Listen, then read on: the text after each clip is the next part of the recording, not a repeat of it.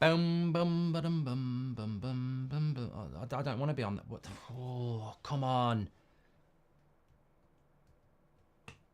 What are you doing to me? Like, what are you doing? Like, why are you doing this now? Like, seriously, what are you doing? Like, you were working a minute ago. What are you doing?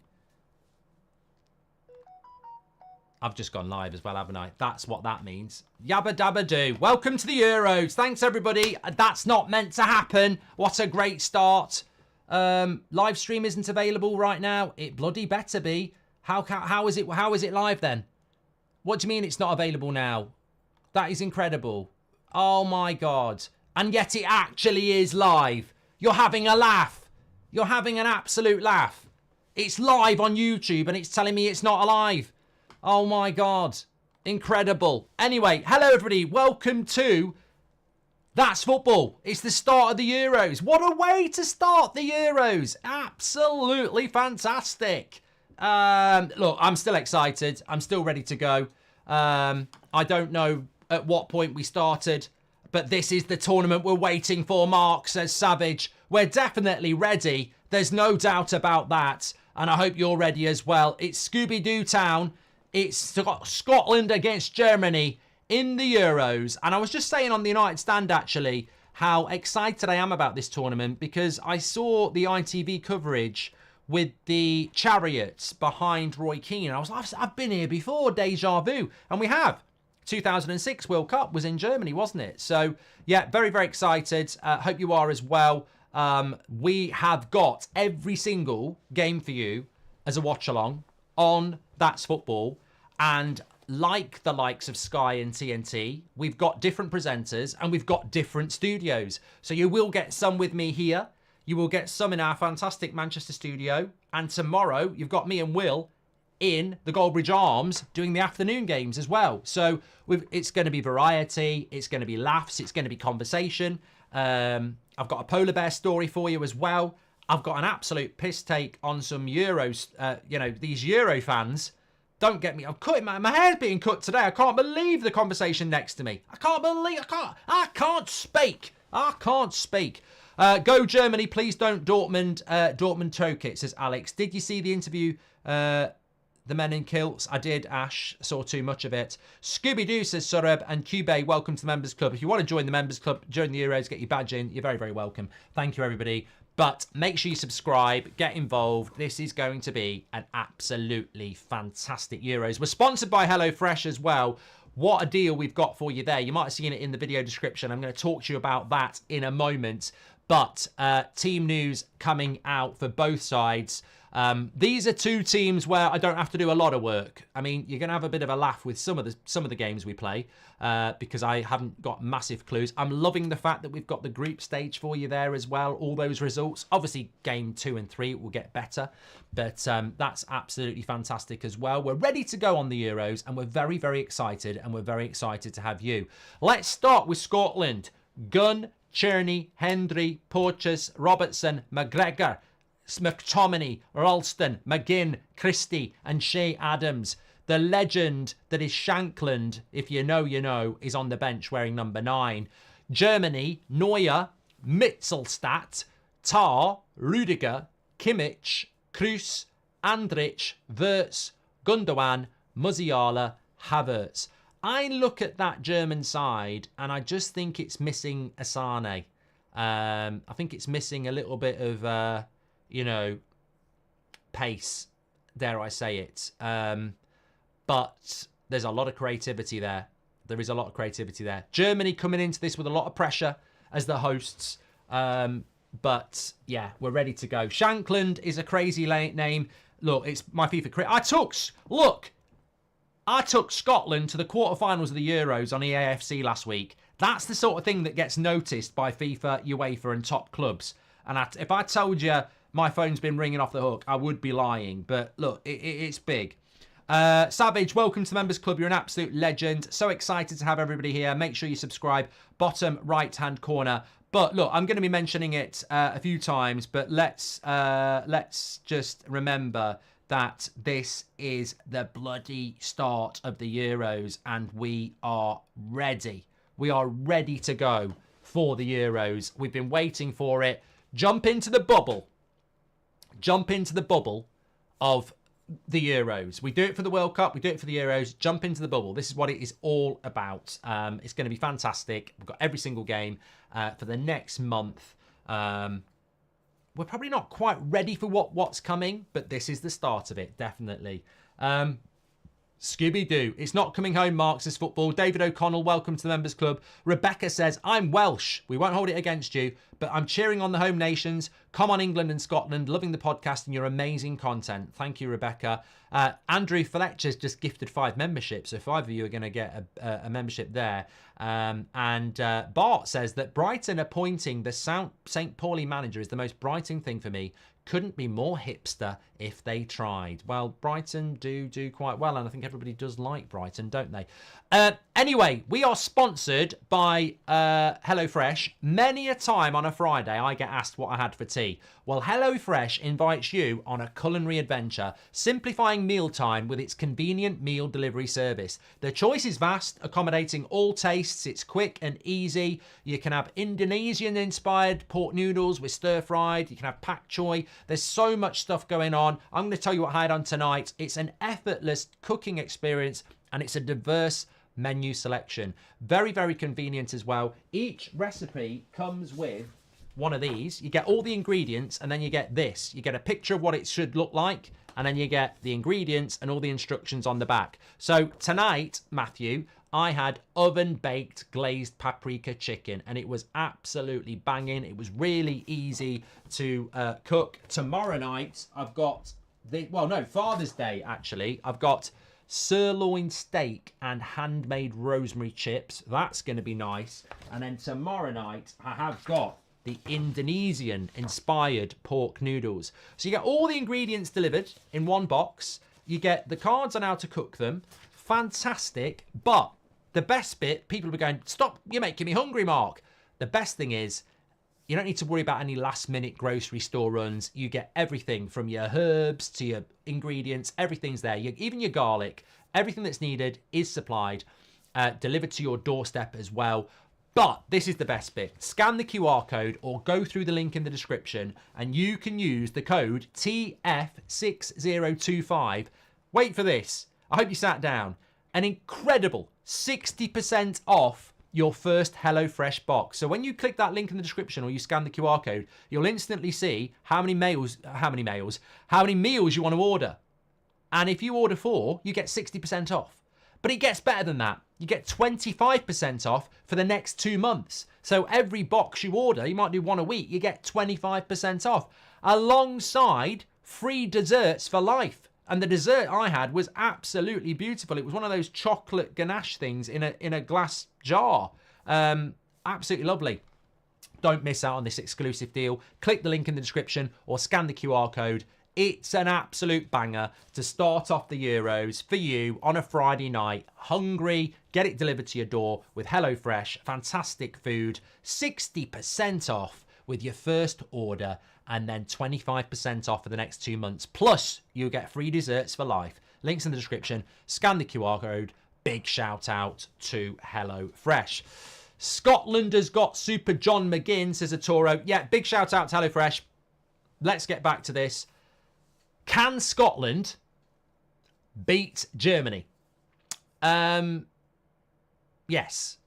Will they beat Germany? Well, that's football. We do polls.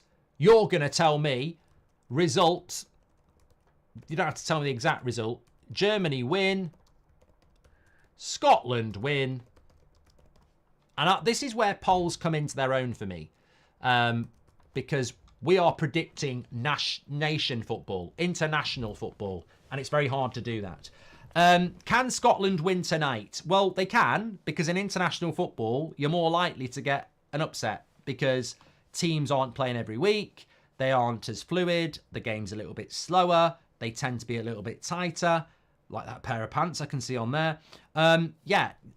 Scotland can get something. Germany, expectation is high, but patience is thin. And what I mean by that is Germany, for the last couple of years, haven't really inspired a nation to think that they can win this tournament.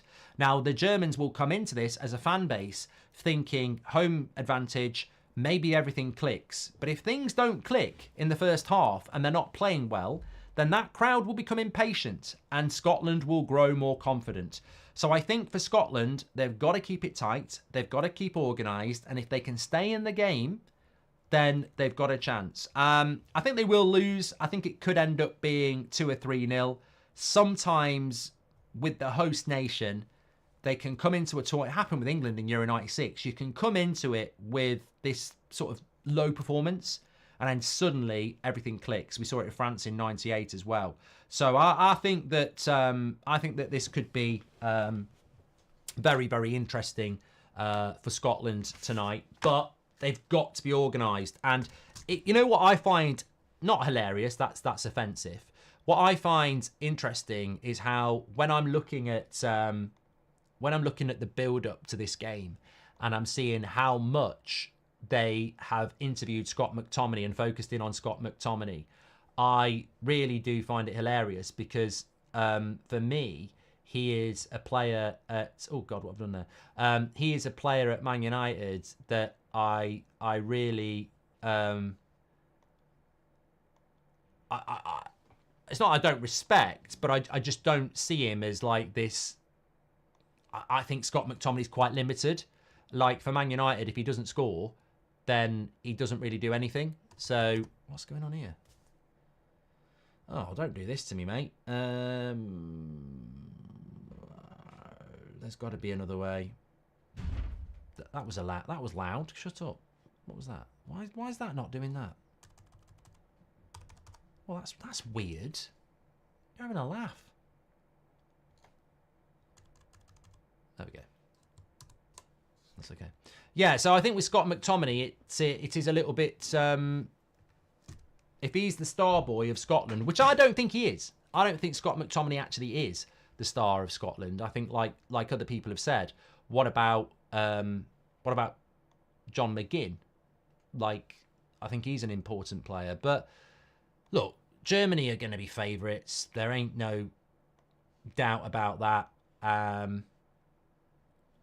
But I'm going to go with a German win. But I'll bloody love it if Scotland win. I really, really will.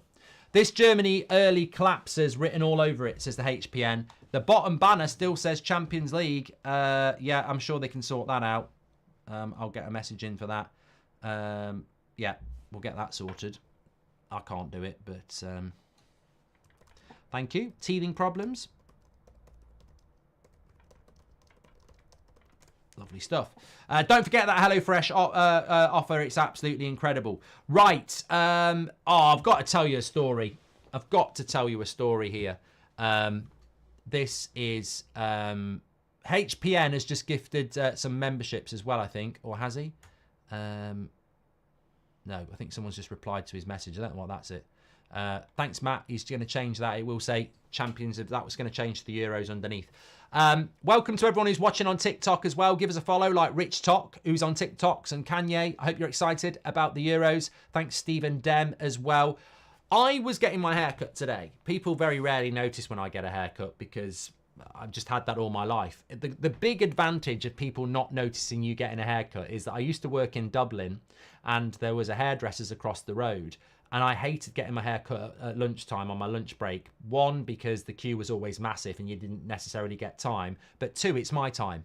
I don't know why I should get my hair cut on my time. I want to be having a pub lunch or getting a bit of exercise. So what I would do is I'd just pop out at 10:30 and get my hair cut during work time. And then I'd come back and... no one ever noticed. No one ever notices when I get a haircut, really. So I was having my haircut today anyway. It is Eurocentric. So I'm pretty sure I'm about to say something to you lot that you are going to go, it's funny because it's true. You might not say it's funny, but you will say it's true. So I'm sat getting my haircut today. And on the next chair where someone's getting haircut, small talk. The person who cuts my hair has done it for years, so we can talk about all sorts of things. This seemed to me like an early relationship. You know, maybe it was his first haircut with this hairdresser. the hairdresser says, are you going to be watching the Euros? Of course, I wasn't listening, but as soon as someone mentions the Euros, it's like, boom. So I'm listening in. And it goes with, the reply was, are you going to watch the Euros? And he went, I don't really like football, but because it's the Euros, yeah, I'm going to watch it. And then the hairdresser says, yeah, me too. I'm like you. And then the person having the haircut goes, I can't be doing with the Premier League. It goes on for too long. But the Euros, I can dip in and out and really just get behind England. Well, I mean, look, if I wasn't halfway through being shaved on one side and not the other, I felt like standing up and saying, you're not welcome. You're not welcome. And he probably would have said, you don't own the hairdressers. And I said, no, I mean about football. You're not bloody welcome. I can't stand people like you. You'll put your bloody little flags out. You'll start saying it's coming home. Where were you on the opening day of the Premier League last season? Where were you when it's pissing it down with rain in November? You know, are you staying up late for the highlights or a pre-season tour in America? Where were you? You're bloody watching the Euros, you're not. What do you... These are sort of people that fill the pubs up. You know, it takes 10 minutes to get a pint instead of 5.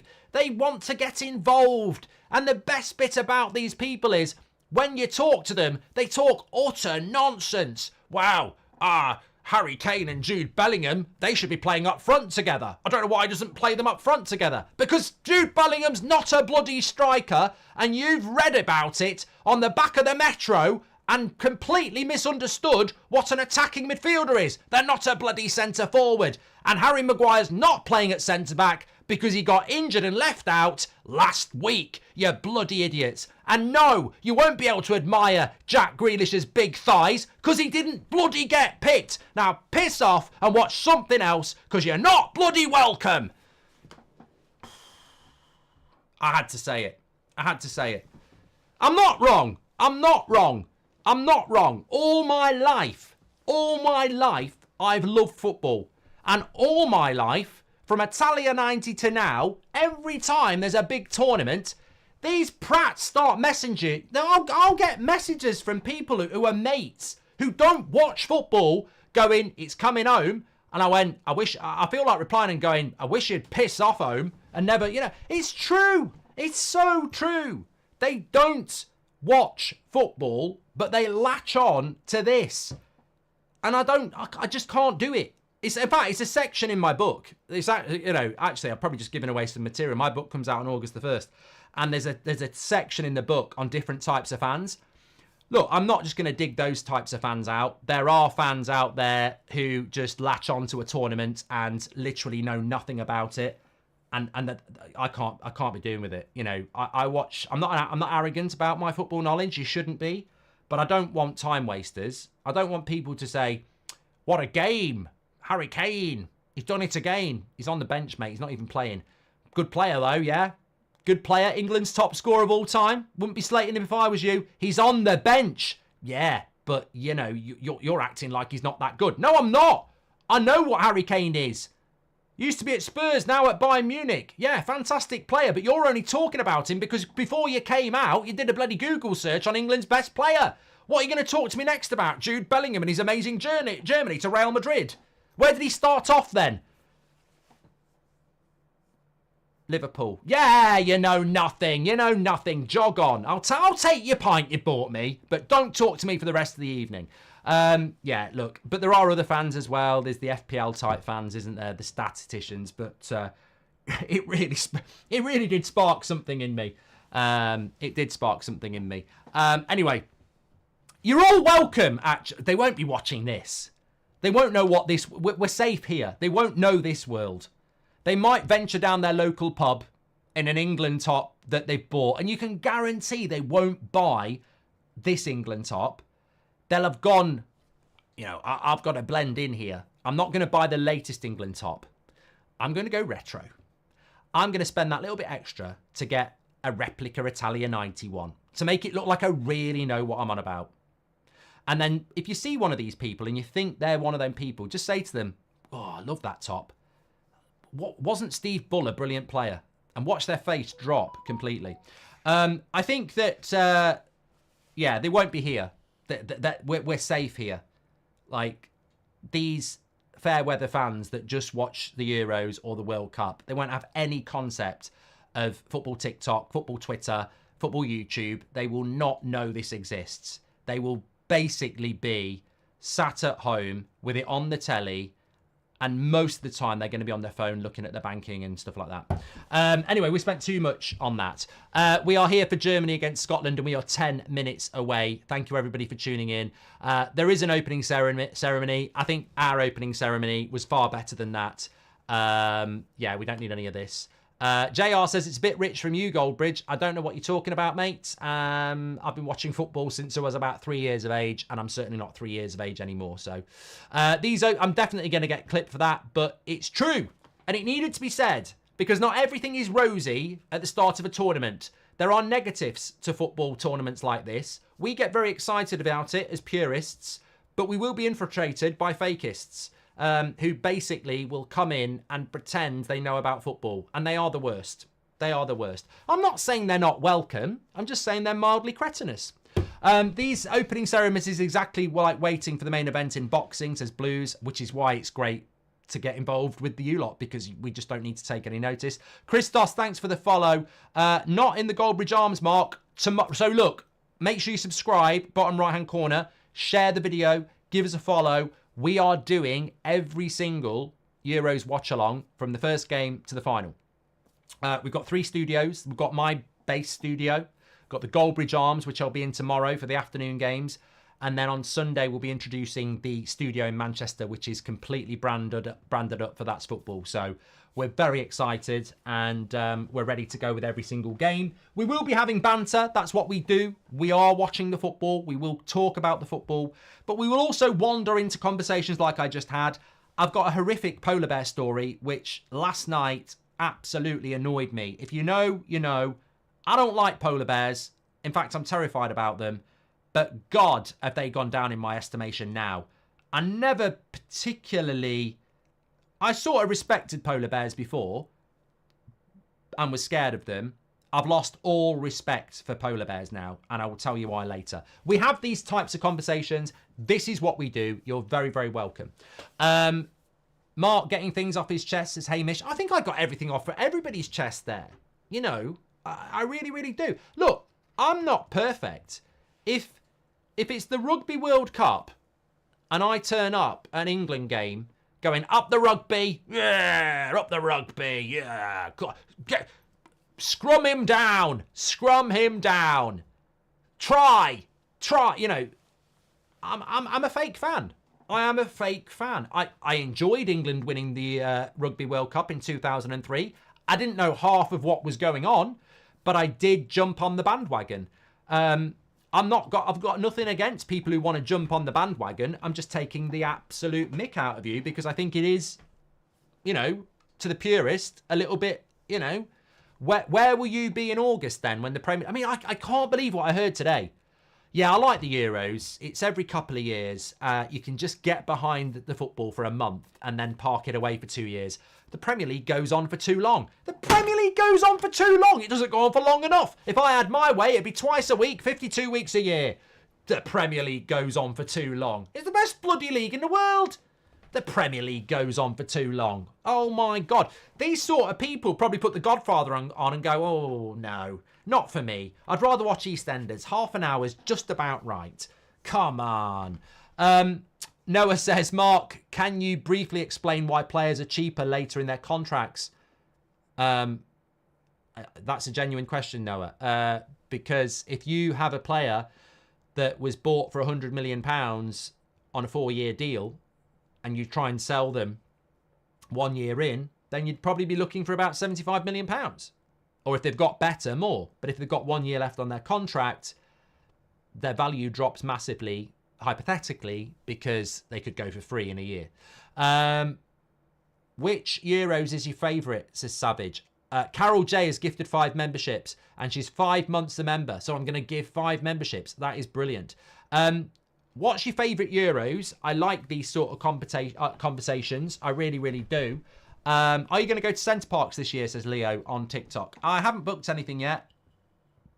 I quite like Centre Parks at Christmas, to be honest. But My favourite Euros was Euro 96, obviously, because most of you won't be old enough for that, but I loved Euro 96. Thanks for all the follows on TikTok. It's your boy and Brian and Axe Legends, as of course. A lot of people saying 2016. That was Portugal, wasn't it? That was a good Euros, to be fair. Euro 96 was fantastic. I watched an amazing documentary last night about, and Savage has just said 2004.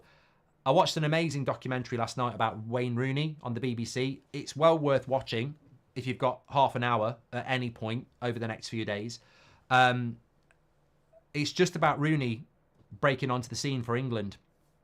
And in 2004, he was amazing. We would have won that tournament. Like, we had a good team. It had Beckham, it had Scholes, it had Lampard, it had Gerrard, it had Owen, it had Terry, I think Ashley Cole, Gary Neville. I can't remember who the other centre-back was. I don't know whether it was Campbell at that time, because Ferdinand might have been doing his... I don't know whether... Would Ferdinand have been banned because of the drugs thing then? I don't know. But it was a really good team. And Rooney was just amazing. I think we were going to win that. Greece won that. And then Rooney, against Portugal in the quarter-final, basically broke his foot. And we went out on penalties. And I think if Rooney hadn't broken his foot, we'd have won that tournament. I genuinely do. I think we should have won. I think that, for a minute, I know we're not here to talk about England necessarily. It's very exciting. And I like that yellow on the Scotland kit, by the way. But England should have won the World Cup in 2002.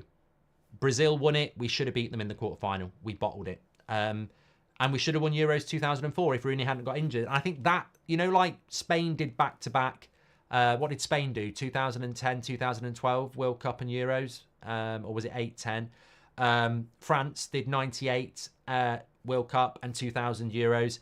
England, if we had a backbone, should have done 2002 World Cup in Japan and 2004 Euros in Portugal. I think 2002 World Cup, we bottled it.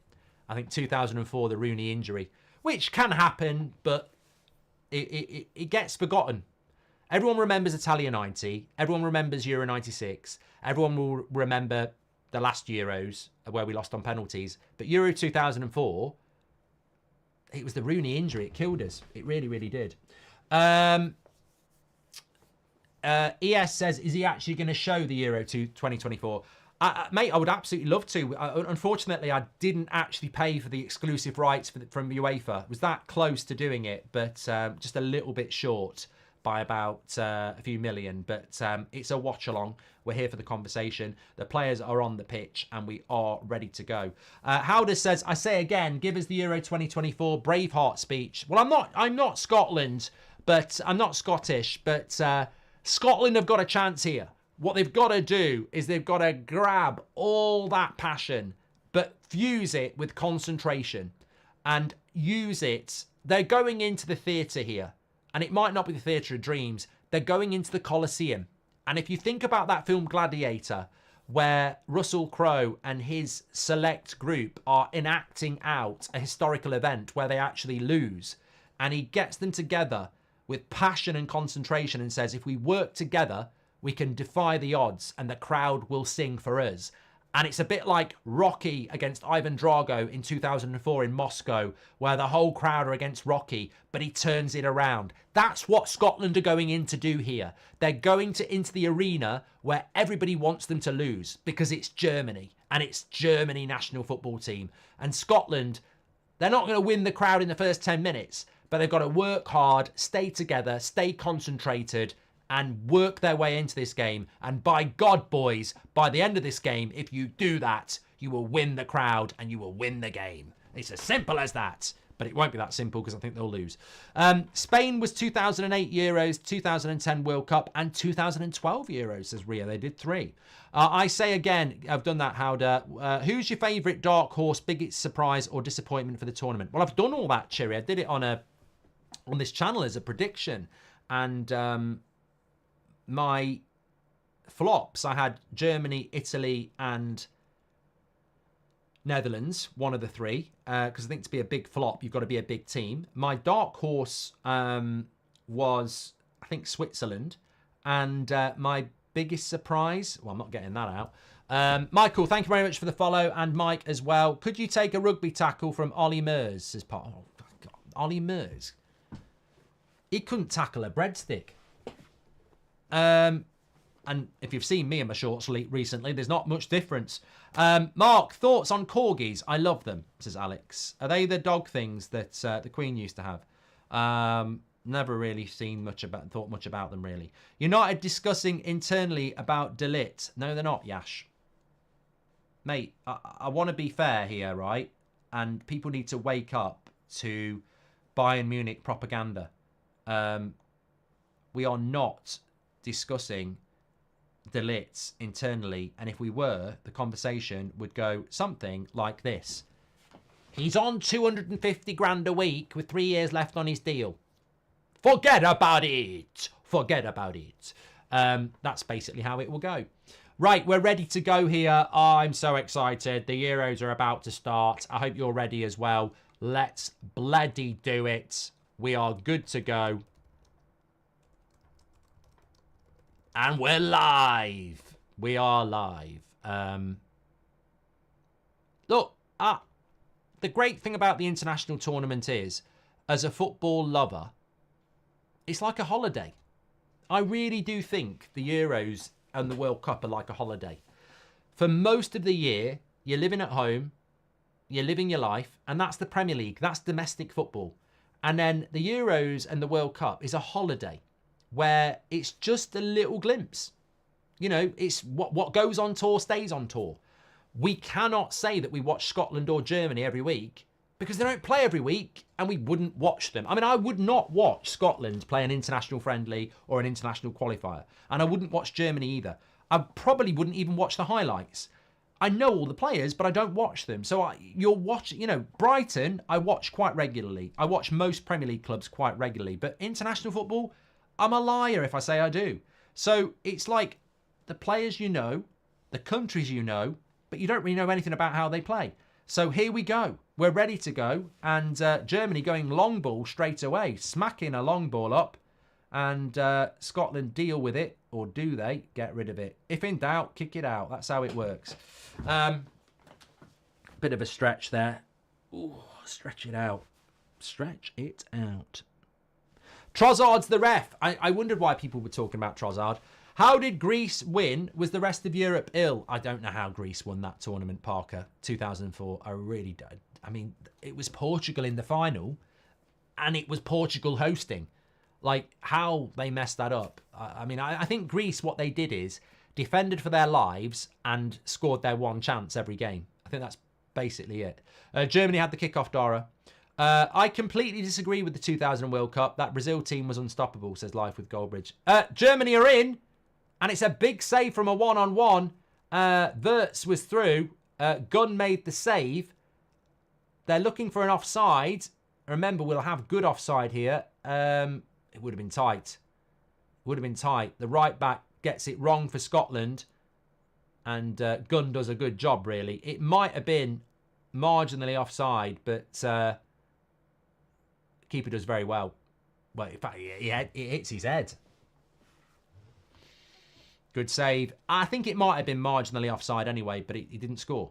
Howder says, thanks for the Braveheart speech. Real good. We'll remember it till the year of 2054. And how did Greece win? Was the rest of the year appeal? Mark, I completely disagree with the World Cup, says Life of Goldbridge. No, I don't. We played against 10 men for nearly 45 minutes. It doesn't matter how good that Brazil team was. We played against 10 men. We bottled it. Germany have started off well here, though. Scotland are going to have to ride out some storms. Mario says, thoughts on De Ligt for 42 million. Wages too much. Wages way too much. Way too much.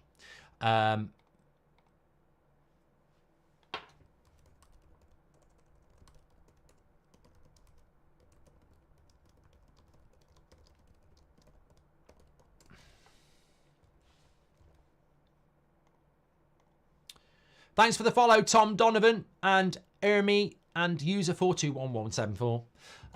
Thoughts on your 35 million bid for Branthwaite? You're not having him, says MH. Well, he's not worth 80 million quid. How can Everton say that Jared Branthwaite is worth 80 million quid the same as Harry Maguire. And yet Branthwaite doesn't even get called up for England when Harry Maguire's injured and Lewis Dunk does. Now, you can say it's because Southgate's a prat, and, you know, I would agree with that. But you can't demand £80 million for an Everton centre-back that's had one season. It's ridiculous money, and it needs calling out. Yeah, Leo, thanks for the follow as well. Please do subscribe if you're on YouTube. Bottom right-hand corner to do it.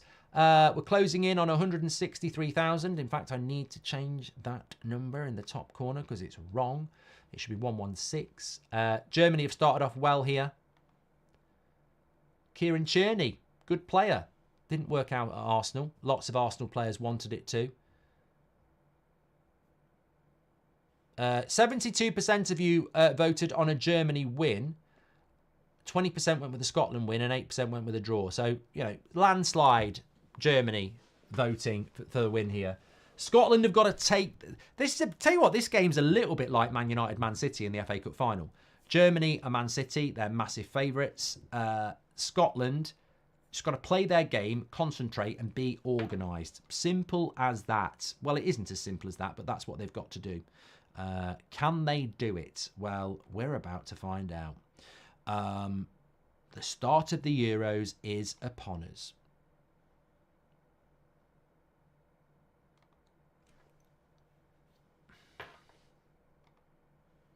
Who do you think's going to win it? Well, you've got to be in it to win it. And I think that... Well, I didn't predict England will win it.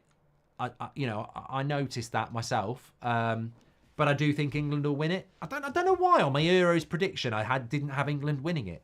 And yet I keep saying England are going to win it. That wasn't lost on me, don't worry. Pratt alert.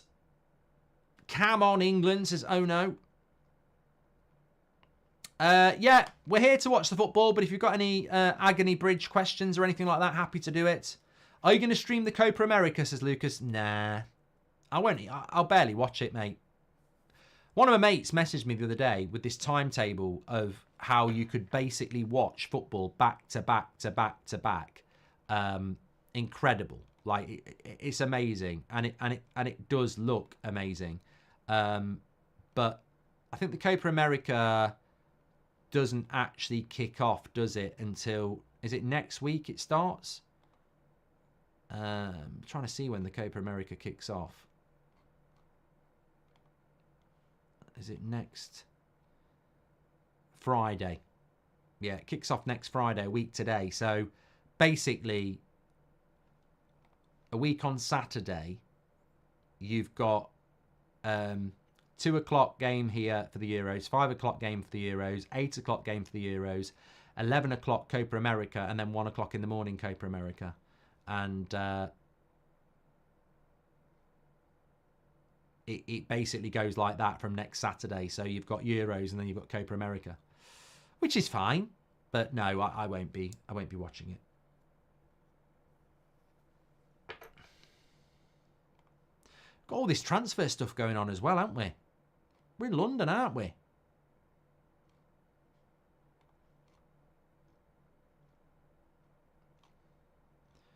I think it's going to be like normally. I would say that the Euros are. Yeah, you're not going to catch me out on TikTok with breaking news stories about Elise to Man United from Fabrizio Romano. You caught me out with Ten Hag the other day.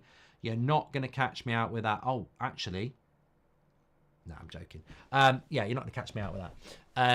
But no, I do think that the Euros normally is a bubble and it goes very quiet on transfers. But I don't think we live in that world anymore. I think clubs are going to be doing deals because it's so competitive this summer. Yeah.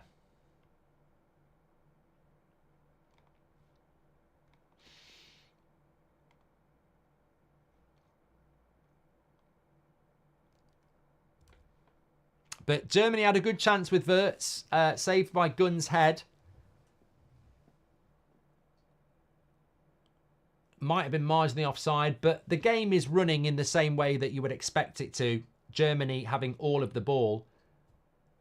Scotland are going to have to work hard and grow into the game. The Hey Jude ad is way too much pressure on him, says Connor. Favourite player from Germany and Scotland, says Sullivan Strong. I'm a big fan of Kimmich. Always have been a big fan of Kimmich. At Scotland, probably McGinn. I think McGinn's a good player.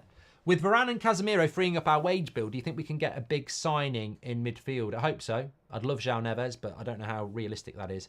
Thank you very much for your super chats. A7MD, thanks for your follow. How much do you value Branthwaite at, says MH9? Well, how much do you? You know, it's a two-way street here. I'd say Branthwaite's probably worth around 50. We might have to play a little bit more, but I don't think he's worth more than 50 million quid. I think, and that to me includes being British and Premier League experience. If he was on the continent, if he was playing in the Bundesliga, he'd be about 35, 40. So I think the British tax and the Premier League tax takes it up to 50. That's it, max. Absolute max. He's a good player, but he's had 1 year for Everton and he doesn't even get in the England squad. So I think they're taking the piss. I understand why they're taking the piss, but I think they are. Nick P says, I shuddered when I realised we're playing in Gelsenkirchen on Sunday. Was trying to think why it was familiar and remembered it was the scene of Rooney's red card and Ronaldo's wink. Yes. Yeah, well, look, I'd completely missed this until I was watching the build-up earlier on and I saw the studio and I was like, I've seen this before. And then I was like, oh, shit, of course, Germany, 2006. So Germany, 2006, I thought it was a good World Cup. Italy won it, didn't they? But it wasn't a good World Cup for England. Got knocked out by Portugal again. And that was the one, again, it went to penalties, even though we were down to 10 men. Rooney went off injured in 2004 Euros, and we lost on penalties to Portugal. And in 2006, Rooney went off with a red card, and we lost on Portugal in the quarterfinals.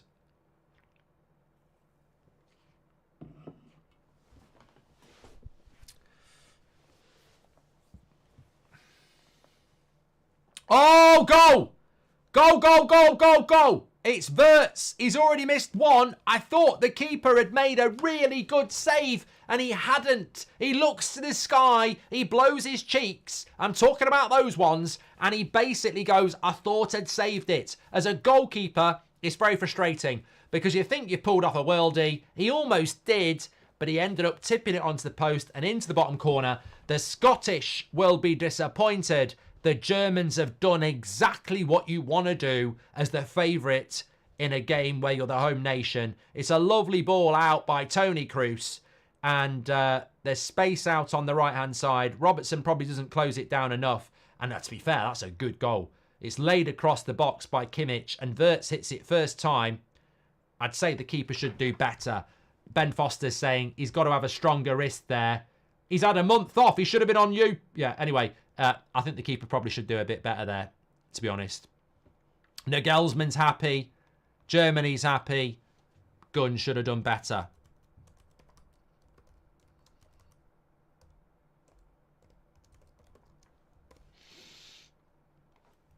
He's not good enough, says Charlie. Well, mountain to climb for Scotland. There's a lot of mountains in Scotland. Have you seen Braveheart? I'm tempted to say Ben Nevis, but that could be Wales. But it is hilly in Scotland in certain areas. That's Football says 10 minutes goal. The dream is over already for Scotland. Yeah, well, you don't know that. You don't know that. But I do think the keeper should do better. I do. I think the keeper should do better. But Wirtz, look, a lot of people. Apparently, he's going to Real Madrid next summer. Scotland have started off like a rabbit in the headlights. Or a haggis. Which is not actually an animal, is it, a haggis? Have we got any Scots? What is haggis? Is it like a little ferret that you eat? Or is it something else?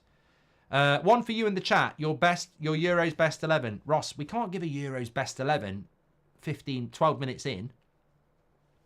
Love your channel, says Neil. Me and the lads have just spent a week away in Greece saying we're in Greece, aren't we?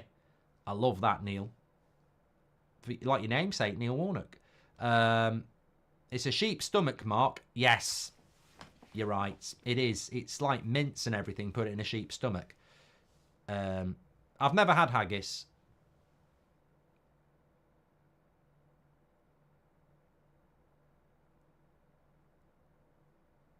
I've had red pudding. And in Scotland, they do white pudding, which I don't really understand why one's red and one's white, because it's blood anyway, isn't it? That's why it's red. And I don't know how they make it white in Ireland, but I don't mind it. I don't mind black pudding, red pudding. Black pudding is what it's called, isn't it? That's not great either, really, but it does taste okay. But just because you know, as I've said to many people before, don't be put off like the ingredients. If it tastes all right, give it a try. Is Greece 2004 the last big international upset, says Hulls?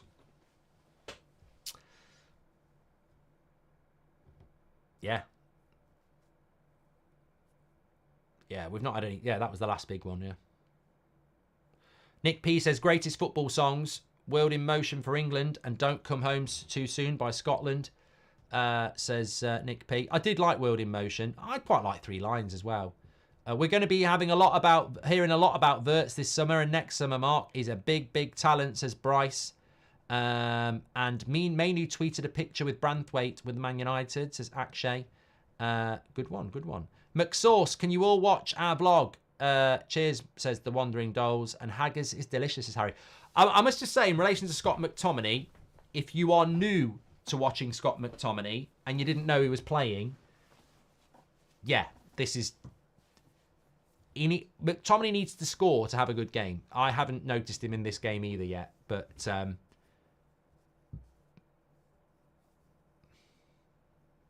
They do haggis curry where I went in Scotland, says Steve Howland. Lovely stuff. Is that the Steve Howland? I know someone called that. I'm pretty sure it is. Curry can make anything taste nice, though, surely. I mean, I'm trying to think of something I don't like, but if it was done in a curry sauce, I probably would like it. I'm not a big fan of, what's that rubbery cheese thing? Halloumi. I'm not a big fan of halloumi, but I guarantee if you put it in tikka masala sauce, I'd like it. Dan the Goat says, do you think the final will be England-Portugal? Hard to predict the final, isn't it? Because it depends what the route is. Sexy, thanks for the follow. I'm not calling you sexy, you're just a name, which is sexy.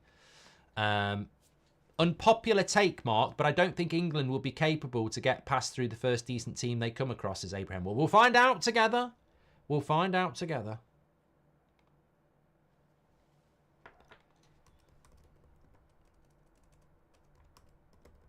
So an early goal for Germany here. Probably deserved based on the start that they've had. Scotland haven't really done a hell of a lot so far. If you're Scottish or you want Scottish to win, look away or lift up your kilt. That'll cover your eyes, because if you're wearing a kilt, of course. Make sure no one... Actually, don't lift up your kilt. If you saw that clip earlier, God knows what they could see underneath it. But let's just have a look at the stats. I don't think it's going to take for pretty looking after 16 minutes. No shots on goal. No shots at all. 73% pass accuracy and 26% possession. It's dominant from Germany. Which is probably what you would expect. What's your thoughts on Switzerland for the Euros, says Maxim on TikTok? Well, they're my pick, not my personal pick, but they're what I got in the sweepstake. I like doing a sweepstake. I do like doing a sweepstake because I like football. Matt's Scottish and he's punched a hole in the wall. The last big upset was Portugal beating France in the Euro finals, says Dara. Yeah, but Portugal are a good team.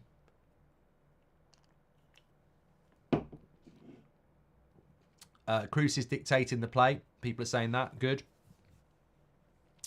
Howder says, look, when Cruz is playing through the game, pretending being at United, a dream.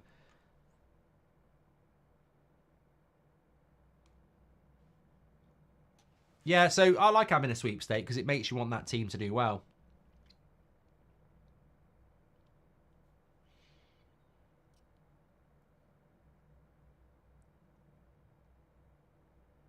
I used to hate doing a sweepstake at work, though. I would never organise it. People would say, you know the most about football. And I'd go, you're right, yeah.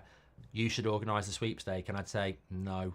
And they go, why? I said, oh, because getting the money is in a pain. Somebody else, and then you do the sweepstake and someone gets Georgia and they go, you got to get their money first because otherwise they won't, oh, I'll give it you next month. Yeah, people start moaning about the draw and they want it to be done again. It's, you know, the person that gets France is always the person who's one of them people who doesn't even like football. I just can't be bothered with it. 0 bunny hops so far. No movement from Scott, says Nick P.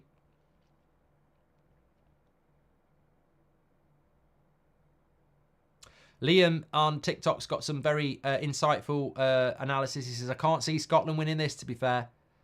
And Savage says, one of our members on YouTube, Scotland doesn't look ready for this level. It's all Germany. Well, it could be 2-0. Musiala, it is.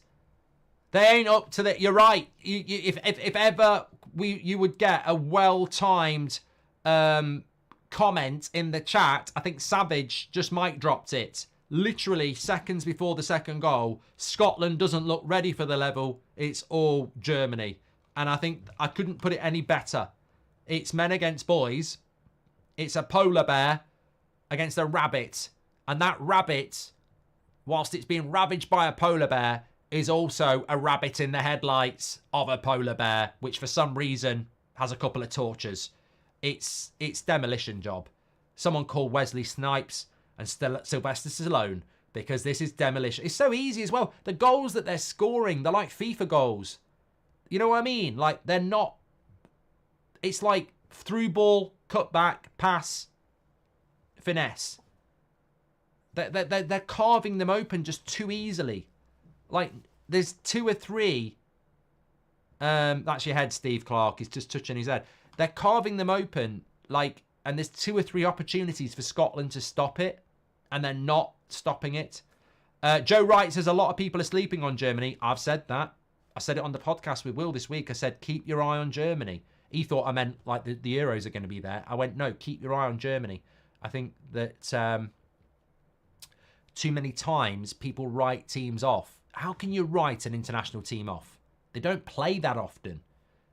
If an international squad's good, I almost feel like, look, anything can happen in a tournament.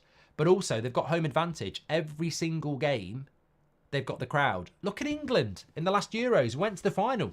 And although not every game got played in England, it's a big help. What were your thoughts of Schweinsteiger for Man United? One of my favourite signings, but it just didn't work out. Scooby-Doo at fault again, says Donny. Number 13 for Scotland is wearing pink boots, says Jake. And a lot of people are sleeping on Germany, in my opinion. Yeah, well, this Scotland needs to be careful here because there's not going to be a way back, is there? There's not going to be an obvious way back here. And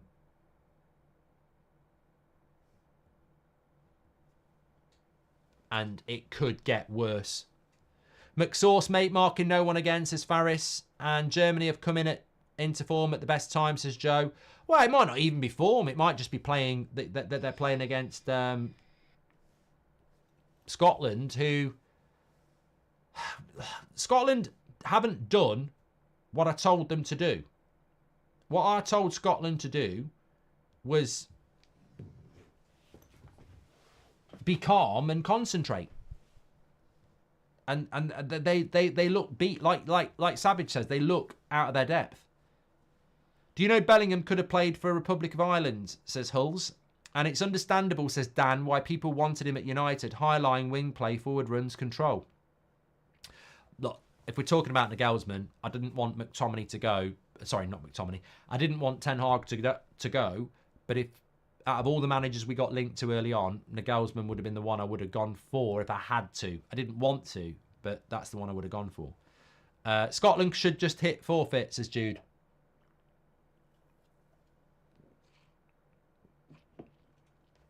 Look, the big thing here is it's weird because you can get through your group with one win. Scotland's next game is Switzerland next Wednesday, and then they've got Hungary. So it's not over if they lose to Germany, which is why Steve Clarke, some people were taking the piss saying, why is he going like that?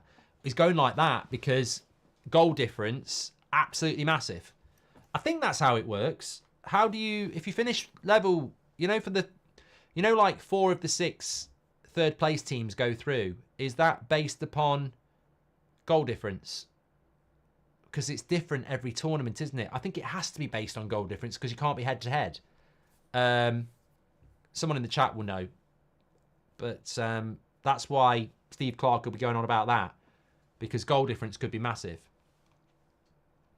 A lot of people saying it's yes, it is. Points first, then goal. Yeah, obviously it's based on points first and then goal difference, yeah.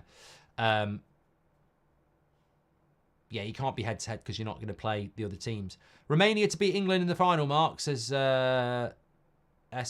And in my opinion, I think having Nagelsmann could be a huge advantage for Germany. He's the best coach in the tournament. It's a good question from Daniel. Is Nagelsmann the best international coach in this tournament?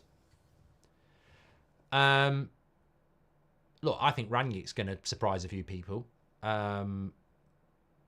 I know people will say Deschamps, but I'm not actually... He's given a penalty. He's given a penalty. You know what? I did think it was a penalty as well. I did. I just didn't think he was going to give it. Musiala. This is a nightmare. Andy Robertson saying no.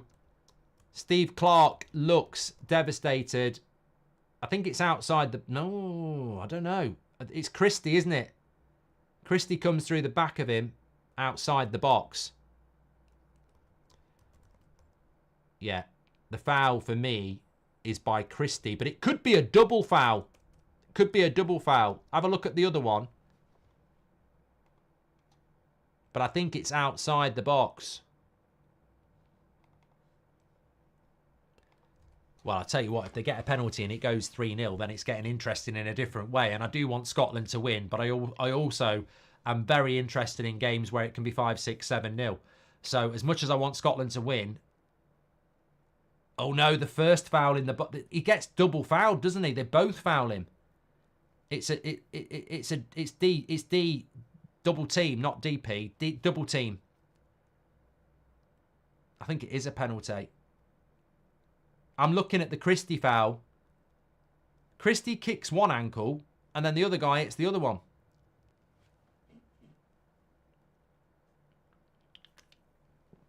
Bloody hell, Scotland. Oh, he's given a free kick. He has given a free kick.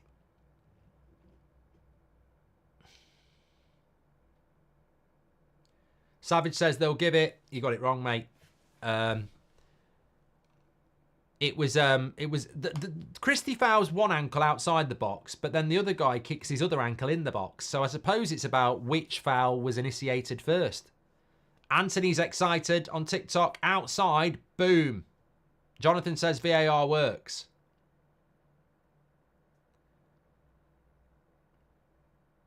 German getting double teamed is actually a category on a certain website. Yeah, I bet it is actually. I bet it is.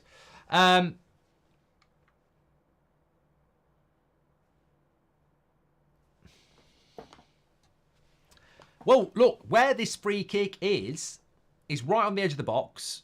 You've got Tony Kroos, who I've known for years can take a free kick. It's so close. They're difficult.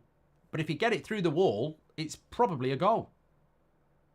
Ryan says they will score. Howder says, I think you should take a sip from your beer every time Germany has a shot on goal. Akil says, can we start a poll to restart the game? Look, if you are Scottish, and I wanted them to get a result because I don't do that whole... I know Scots want England to win, to lose mainly, but I've always wanted the home nations to do well, and Republic of Ireland, which isn't a home nation, I know. But we're straight through the wall by Havertz, but Gunn gets hold of it.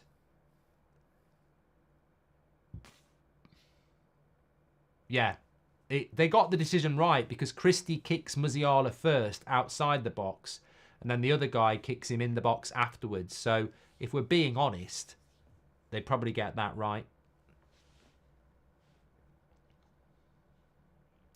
Thanks everyone who's tuning in, by the way. We've got nearly 19,000 on YouTube, which is amazing. We're doing every single game watch along. So 3 tomorrow, which I'll talk to you about in a moment. But we're only 10 away from 163,000. So please do subscribe on YouTube, get involved. Join us when you can. You know, you're welcome. When you can, every game will be here with the same conversation and banter. That's what we're here for.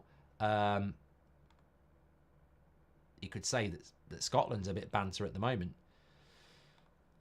Don't forget, if we get a bit of a lull, I need to tell you the polar bear story. I'm not surprised about Germany, no. I think they're a good side.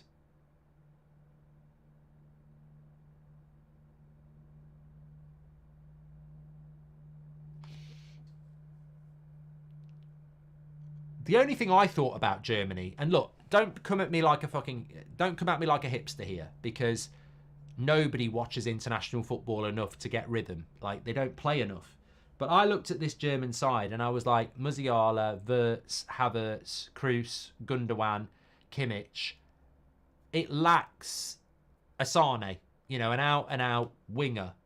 But they don't actually need it, because they've got all this intricacy from the likes of Gundogan and Musiala and Wirtz and Havertz, and they're just interchanging all the time. It's really impressive from the Gelsman how he set them up, because they're all just moving around all the time. And it's very hard for a team like Scotland to... All Scotland want to do is play against a team that's got one striker, 2 wingers and 3 midfielders and set themselves up. But they can't, because Germany are buzzing around all over the place, and they're really struggling with it. Gunn might be the worst keeper in the tournament, says the HPN. Happy birthday, Donald Trump, says Garrett. And Matty says, I'm more impressed with how quick the VAR decision was. Rajiv says, I love the United stand. Keep up the great work. Thank you. Jerry, thanks for the follow on TikTok.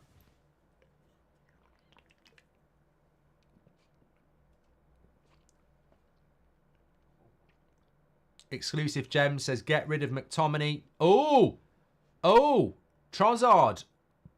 Now, yellow card. Yellow card. And it's on Scott McTominay as well. I'm telling you what. That's Mick Hucknall time. That's Mick Hucknall, that tackle. Simply red. That's simply red for me from Andrick. In the Premier League, we've seen that given. Very lucky. Very lucky. Could have been a red, that. Would have made the game interesting. No one's backing me on that. I just think for the game it would have been good. Scotland, Germany's penalty box to Scotland is like Pluto. Man's never been there.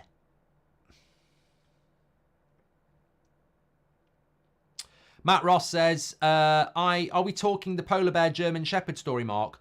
Also, who wins? Prawn crackers versus poppadoms. Oh,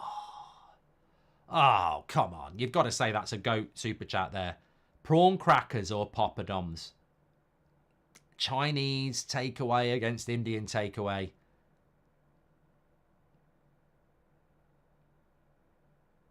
Poppadoms or prawn crackers? I'm tempted to do a poll. In fact, I am. It's just social experiment time. I love it. Either or. I'm going to let that just land for a little bit, and we'll leave that there. I'll tell you what, I could do with a bag of either at the moment. Although a bag of poppadoms, see, where prawn crackers are good is that they don't need anything with them. Yes, a little bit of sweet and sour sauce is nice, but poppadoms without the mango chutney or the red sauce or the onions, it can be a little bit of it can be a little bit dry. It can. Talking of which, do not forget, if you are on YouTube, you will see HelloFresh right next to me there. Scan that QR code or go through the link in the description. We have an amazing offer for you whereby you can get 60% off your first order with HelloFresh and 25% for the next 2 months. and free desserts for life. What is HelloFresh? Well, it's a website where you can order all the ingredients and the recipe for food, and it comes right to your door. So I've got 3 that were delivered to me today. I've just had oven-baked grilled paprika chicken tonight, which was banging. All the ingredients, all the instructions, very, very easy. 60% off your first box delivered to your house. Just pick the meals. And then 25% off for the next 2 months and free desserts for life. Check it out. Amazing. Amazing. And it's exclusive to you with the code TF6025.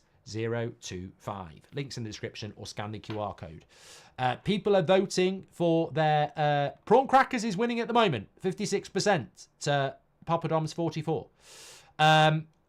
Madri, Cruz Campo or Moretti. Choose one, says Stuart Bates. Well, I'm on the Madri, and we've got a Madri tap in the Goldbridge Arms, so...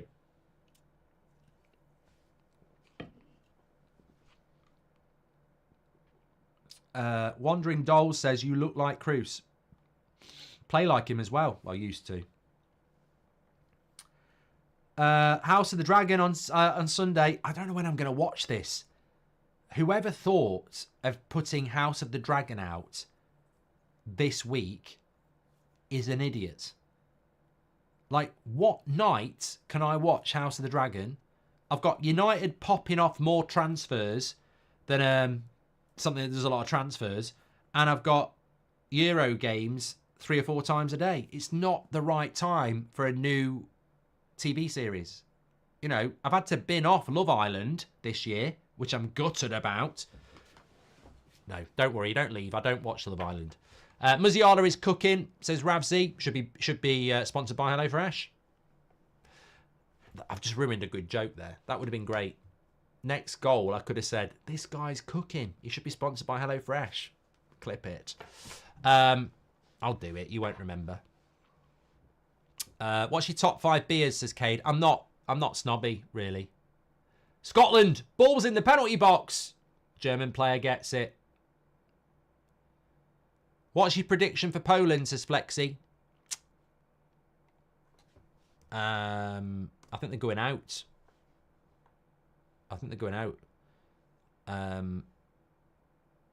Just seeing what group they're in. I have predicted they go out. I just can't remember what group they're in. Netherlands, Austria, France. Oh, yeah.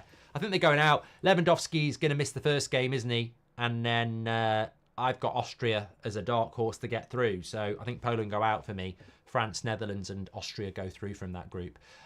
Just look, we'll be updating you every single day. We're doing every single game, so this is the place to be. There are 3 games tomorrow. Obviously, Germany are beating Scotland at the moment 2-0. Tomorrow, join us in the Goldbridge Arms. First time you're going to see that for this next few weeks where we're covering every game. I'm going to be in the Goldbridge Arms for Hungary against Switzerland. My team, my team in the Goldbridge Saves Football podcast. What do they call it? Not predictor, but sweepstake.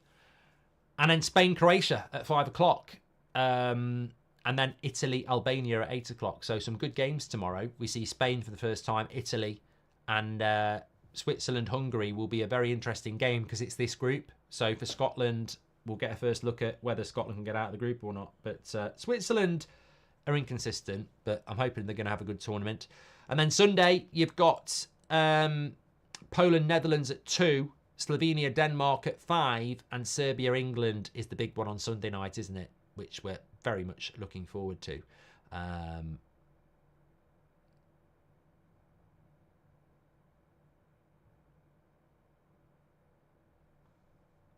Silent Bridge. But yeah, I think they'll go out. Oddie says, that's the first poll I can't pick because it's too hard.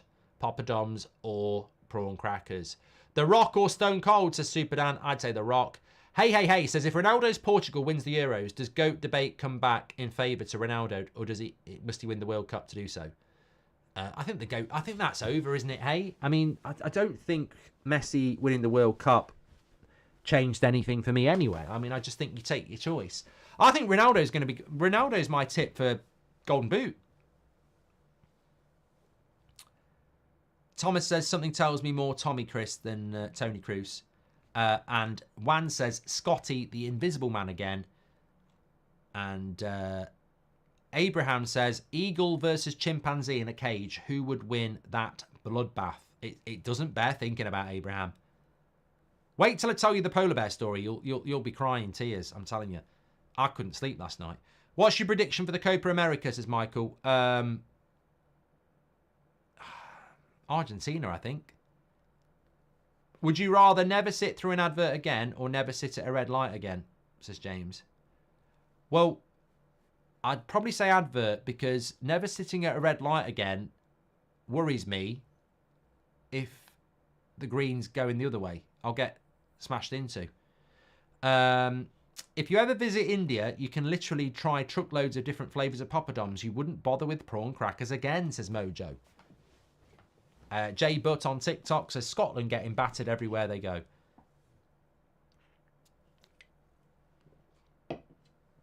Well, I'd say Steve Clarke. I've been in this position when you're up against a team that's a lot better than you. Sidemen charity game, second time round. You know you're going to lose, and you actually start to feel a little bit positive when the score's staying down a little bit. And I think that's what he'll be doing at the moment. Scotland formation sucks, says Noah. What would you do to change it? I think looking at it, I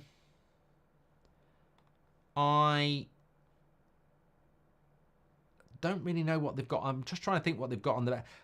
The thing about Scotland is it's all very much the same. It's not like they've got a Leroy Sané on the bench type player who's quick.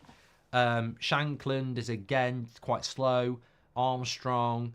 I mean, Gilmore's a little bit technical, but they don't really have any game changers that can come on and, you know, make a massive difference. They are going to be, if Scotland are going to get points, they're going to do it with hard work.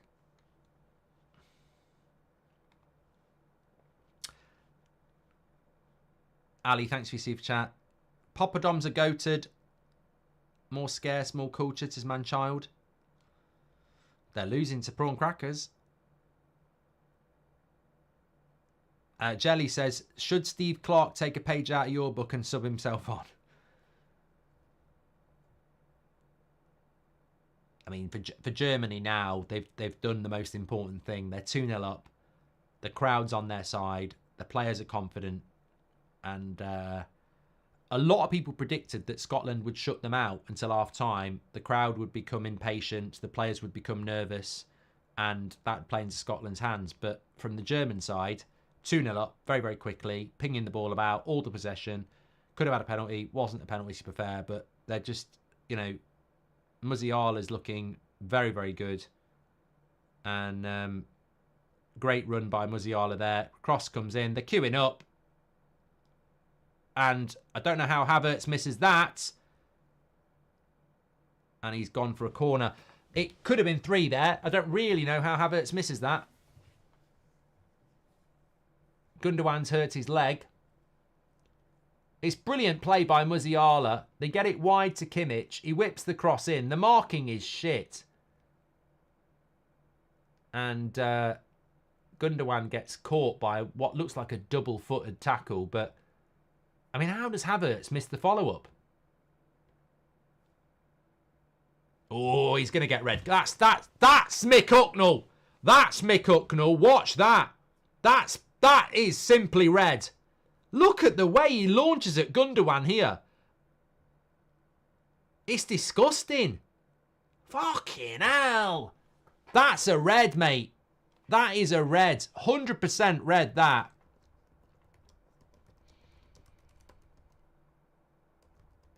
Be very lucky to get away with it. I didn't see it at the time, but he's two-footed. He studs up. It'll be a penalty, and it should be a red. In fact, Mick Hucknall's on the pitch now, singing "If You Don't Know Me By Now," because that is simply red. It's got to be. It's got to be a red. It's got to be a penalty, of course, but it's got to be a red. It's the most red card tackle. Look, I don't want it to happen to Scotland, but he could have snapped his leg in two. He's off. I mean, he's sponsored by bloody Ryanair. He's off the ground. It's got to be.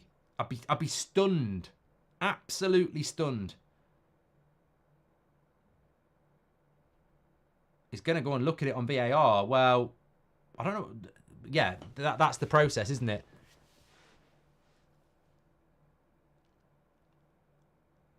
Here we go. Look at it. I mean, I've only seen it twice. Let's be fair. Oh my Christ. Yeah. 100%. I think he's got to give.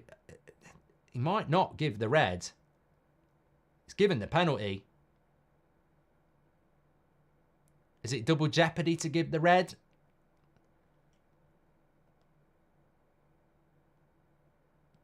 It's a horror tackle. It is. Anyway, you know, that is a horrible, horrible tackle. I think the fact that, I mean, the good thing is that Gundogan's up.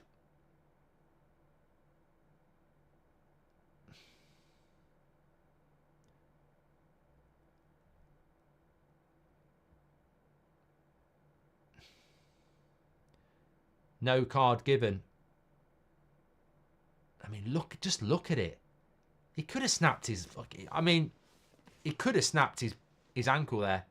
Jesus Christ. It's horrible. It's almost like two-footed sitter tackle. He's giving him a red. Yeah, it's right. It is right. I hate to see it, but it's right.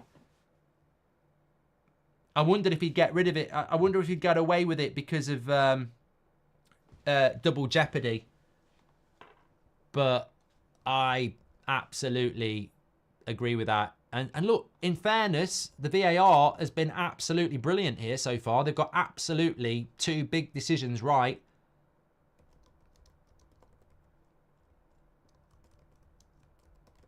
Down to 10 men, and we were just saying how Steve Clarke would be saying, yeah, I'm going to lose this game, but we've at least we've sort of got our composure back.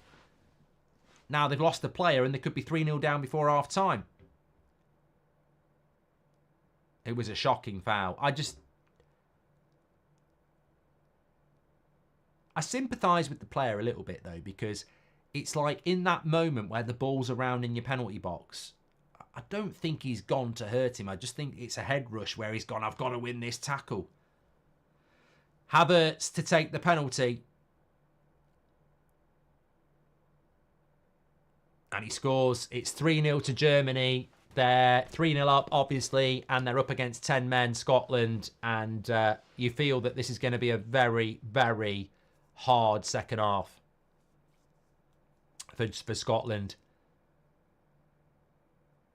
I mean, there's just no hope. There's no hope. They could get Mel Gibson on that pitch and give a speech. There's no way back.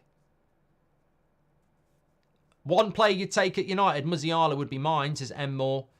Where do you think Elise's going this window, says Mark? I think he probably goes to Chelsea, but, you know. Big up to you and your content, says Alfie. You should do a Football Manager series. Also, we all overhyped this Scottish side. I didn't. And Mark, does McTominay look like he would rather be in the Bahamas? He just looks defeated. I feel for Scotland, must feel hopeless against this German side. Also, here's some spare AUD to support the channel, says Legendary Man. Thank you very much. How do you think Croatia will do, says Casso? I'm looking forward to watching them tomorrow, actually. Croatia are always dark horse, aren't they? Going to be a cricket score, says Tate.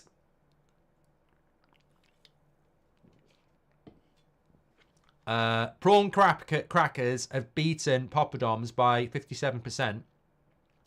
I'm just going to run a poll here. I'm not going to add anything. Should it have been a red? Yes or no? Just give us your thoughts. Elise will stay at Palace. I don't know about that.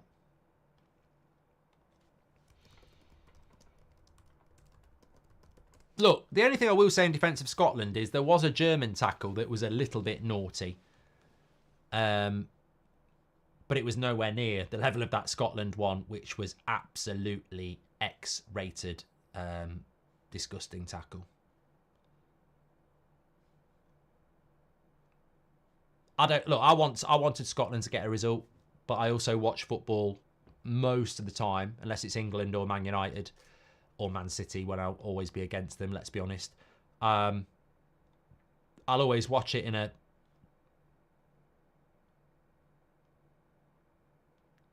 impartial way and judge it on what it is, and I just thought it was a disgusting tackle.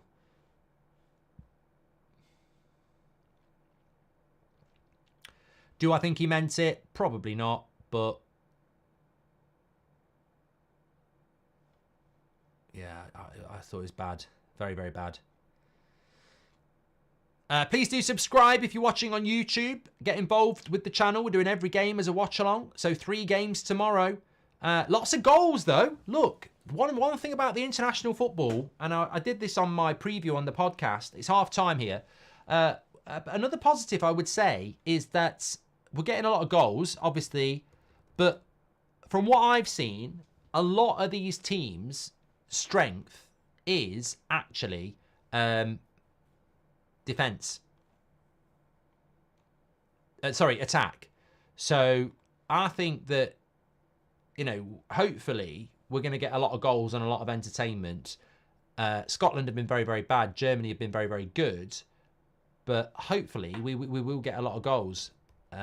Because the worst thing is watching all these games and being bored by the lack of goals. So, yeah, hopefully we will see a lot of games. But Germany have absolutely dominated that half. There is no two ways about it. If we look at the stats at half-time, 3-0 up, only 5 shots, all 5 on target. It's that German efficiency. But look at the Scotland side, 31% possession, no shots at all, obviously no shots on target, no corners, 76% possession. They're being absolutely dominated, and that in itself ain't a good look for the Scots at all. They need to be far, far better than this if they want to be taken seriously. They've still got a chance of getting through, of course.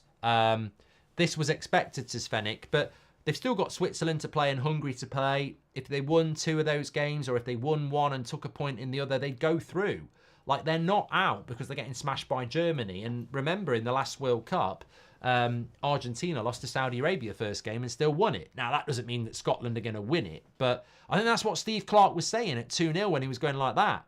Like, goal difference could be massive. And that penalty and that red card really throws into question whether Scotland could still get through the group, because there are 6 groups, 4 of the third place teams go through, but predominantly that will come down to goal difference, because it will be teams with 3 and 4 points.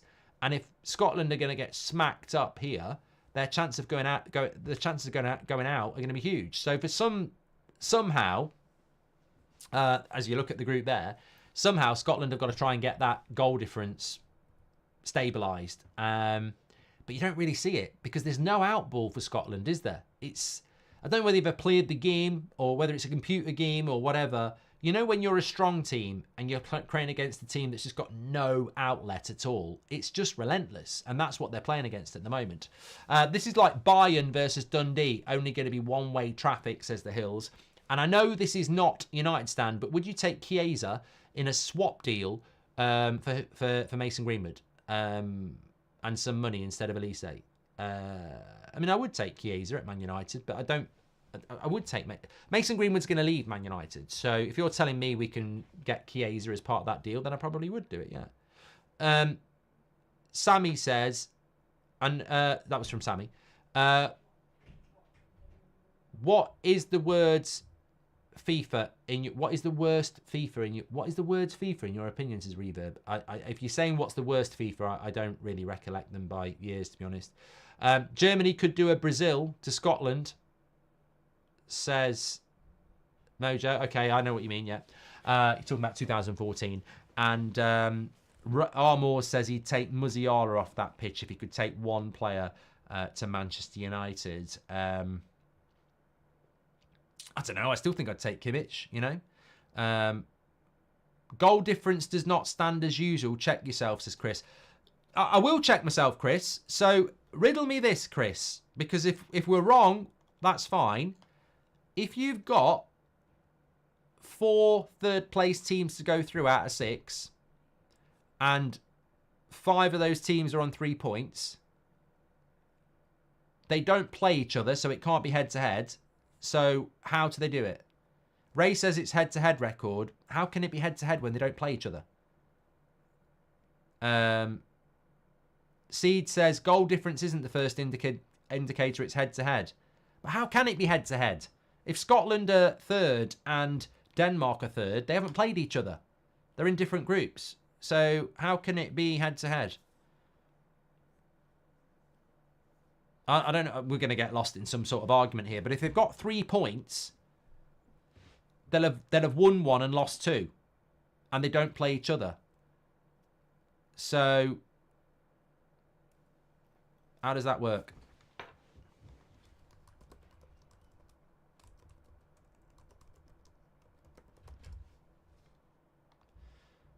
It's only 2 teams tied. It goes to their match score in that group, then moves to goal difference. It's head-to-head for... Okay.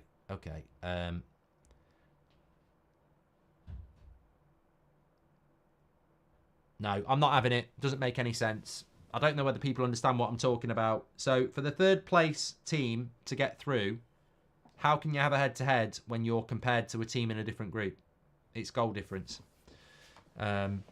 If it's in the same group, it will be head-to-head. So if Scotland and Hungary have 3 points, yeah, 3rd place will be defined by head-to-head. But I'm not talking about that. I'm talking about 6 different groups where the best 3rd place teams go through.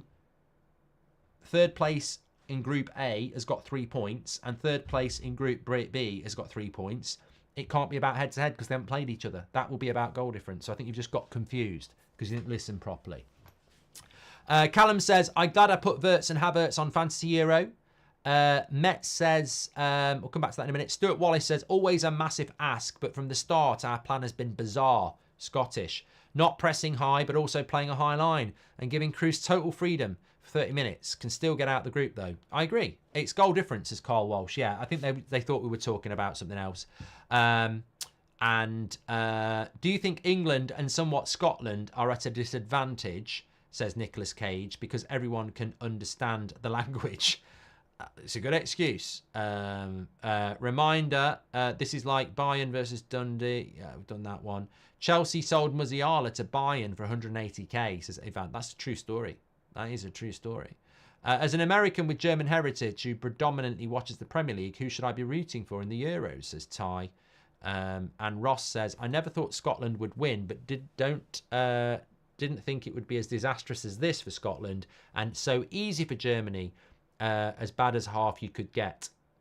Look, I know. Well, I don't know because I don't know enough Scottish people what they think about Scott McTominay, but he's been absolutely, like Shea Adams, completely redundant. I don't know what they're doing with McTominay. He's just being bypassed and he's like the invisible man. He's just not. He's not going in for the tackle. He's not closing down. They're not playing attacking football. So I think Shea Adams and Scott McTominay have been just passengers, really.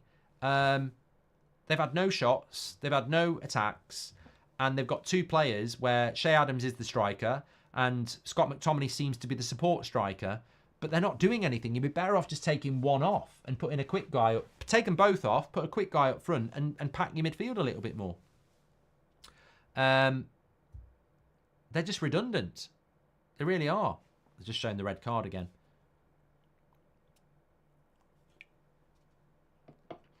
Oh, it's a bad tackle, isn't it? The red card is a bad tackle.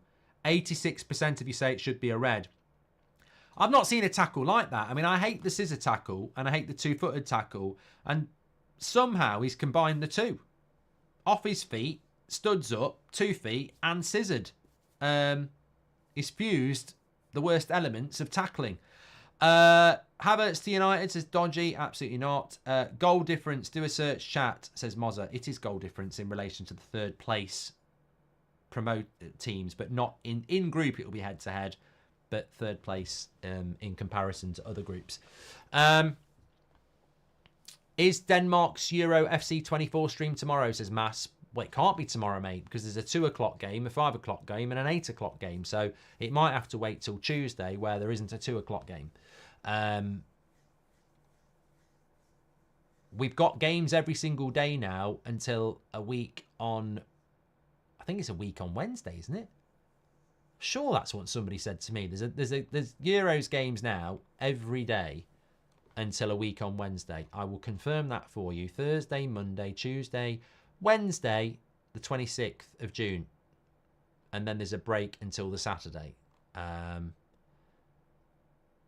bloody hell. We've got like 10 days of back-to-back football. However, there aren't 3 games a day every day. There is tomorrow, there is Sunday, there is Monday. Tuesday, there's no 2 o'clock game. It's just 5 o'clock and 8 o'clock. Same again on Wednesday. There's no, Wednesday as well. No, Wednesday has got a 2 o'clock game. Thursday and Friday. Yeah, so Tuesday is the only day that hasn't got a 2 o'clock game. Wednesday, Thursday, Friday have. And then Saturday hasn't. No, Saturday has. Sunday and Monday and Tuesday and Wednesday don't. Yeah, we'll figure that out together. We'll figure that out together. But yeah. Should it have been a red? 86% of you say yes. Right. Look, the way we do watch-alongs is we're here to watch football. We do wander off a little bit at times. EXO, thank you for becoming a member on YouTube. You're an absolute legend. Thanks for supporting the channel and getting a badge in the chat at the same time. I've got some memberships to give out. I'll give them out in a minute.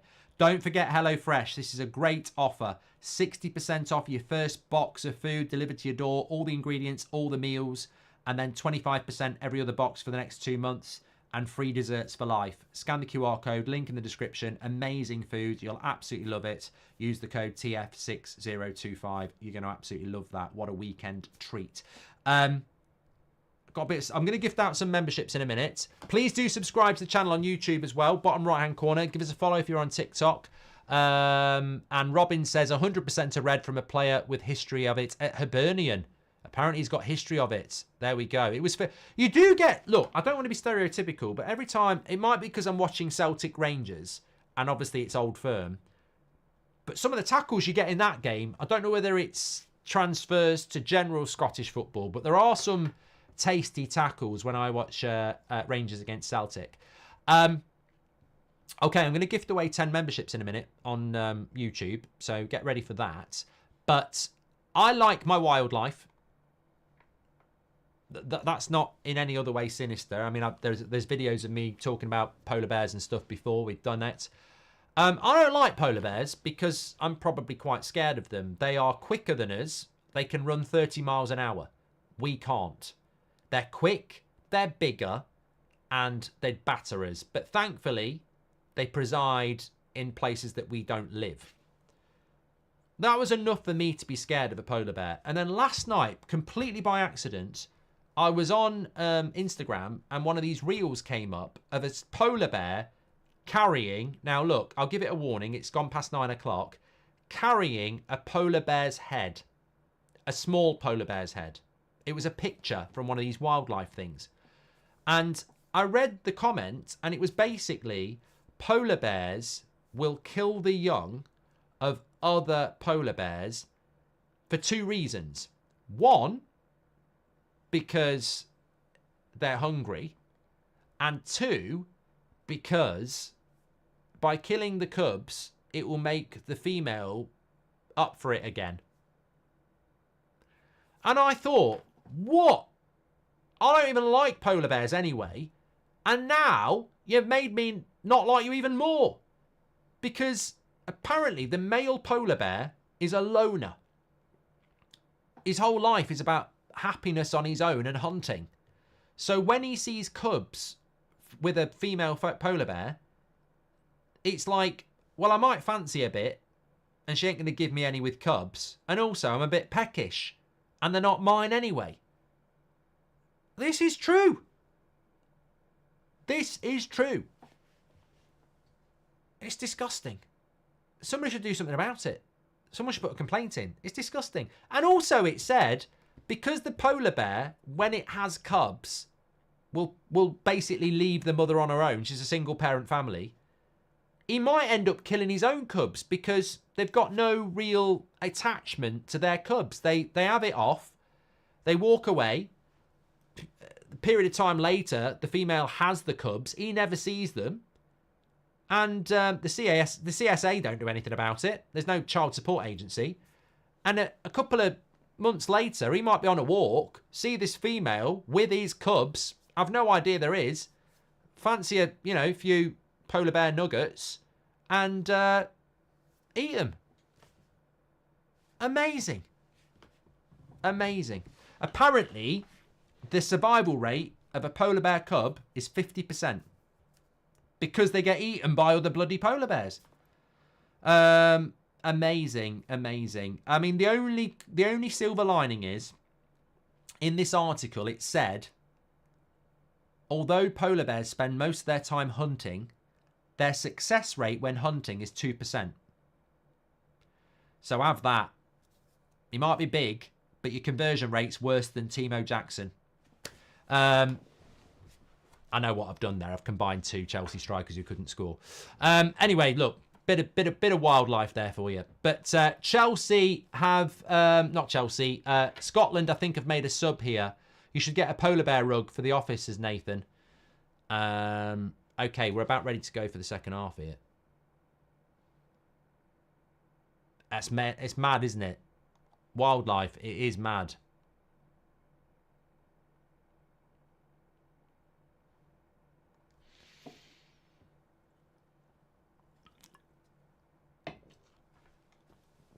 Right. What do we got? When I watch this game, I see Italy versus Turkey 3 years ago. Total domination and control. Semi-final at least for Germany. Title favourites clearly, says Thomas. Hardly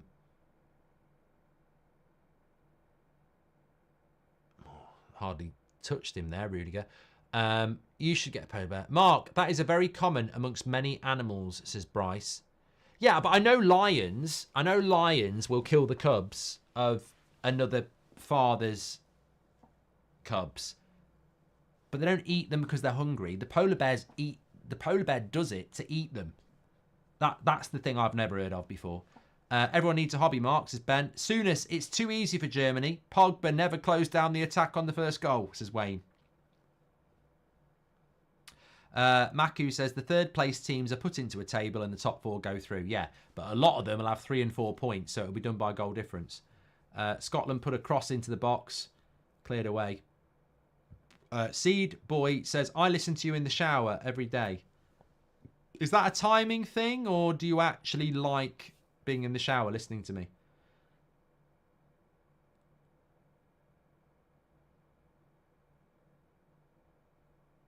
Ryan is a very nice person. He says, I want Scotland to score. I don't like seeing teams struggle and not have positives. What a way to live. What a way to live. I'm going to sort out some free memberships now. I think I've got 10 to give away.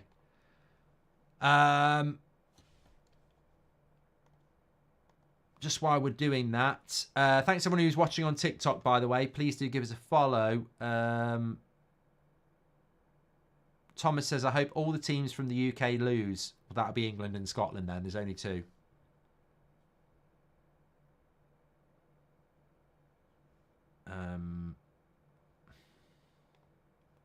Right, membership. 5 just gone out. And let's flat in another 5. Another 5 gone out as well. Thanks everyone for tuning in. Make sure you stay with us for every single game. Ash X, there you go. If you know, you know. CG and Jacob, thanks for giving us a follow. And Scott as well. My man says, I can't see Spain doing anything. Well, Spain tomorrow, 5 o'clock, Croatia. We've got Switzerland, Hungary at 2. And then Croatia, Spain at 5. And then Italy, I'm actually, look, I have a bit of a soft spot for Italy for obvious reasons. But if you know, you know. And also, Albania are meant to be really well organised. So I'm interested in this 8 o'clock game tomorrow from the point of view of hipster. Are we going to see Albania do some sort of hipster organisational stuff? And Italy are the holders and no one's giving them any chance at all.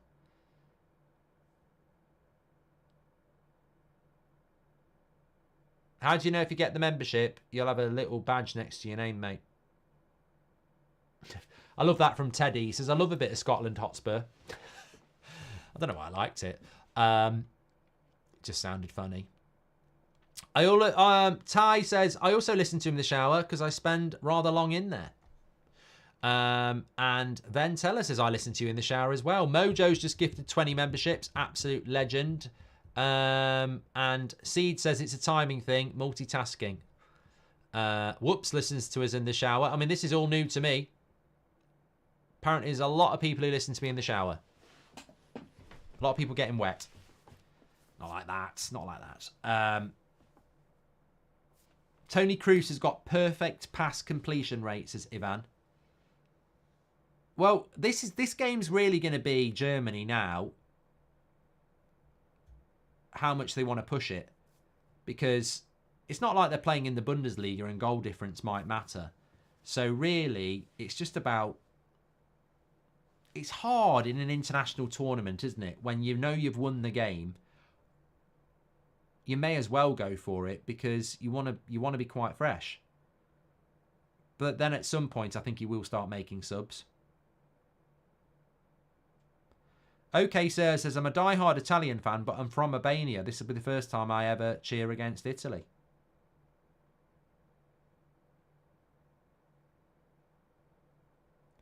Drew, thank you very much. Oh, my God. That's gone out for a corner.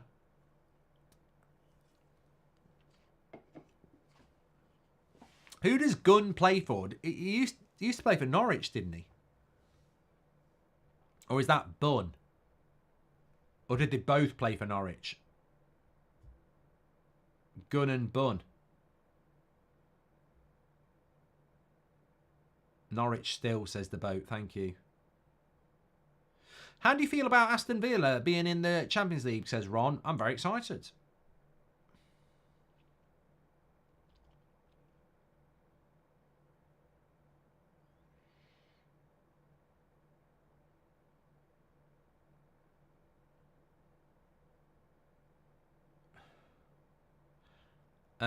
J-Dead says he's in the shower right now. Hygiene.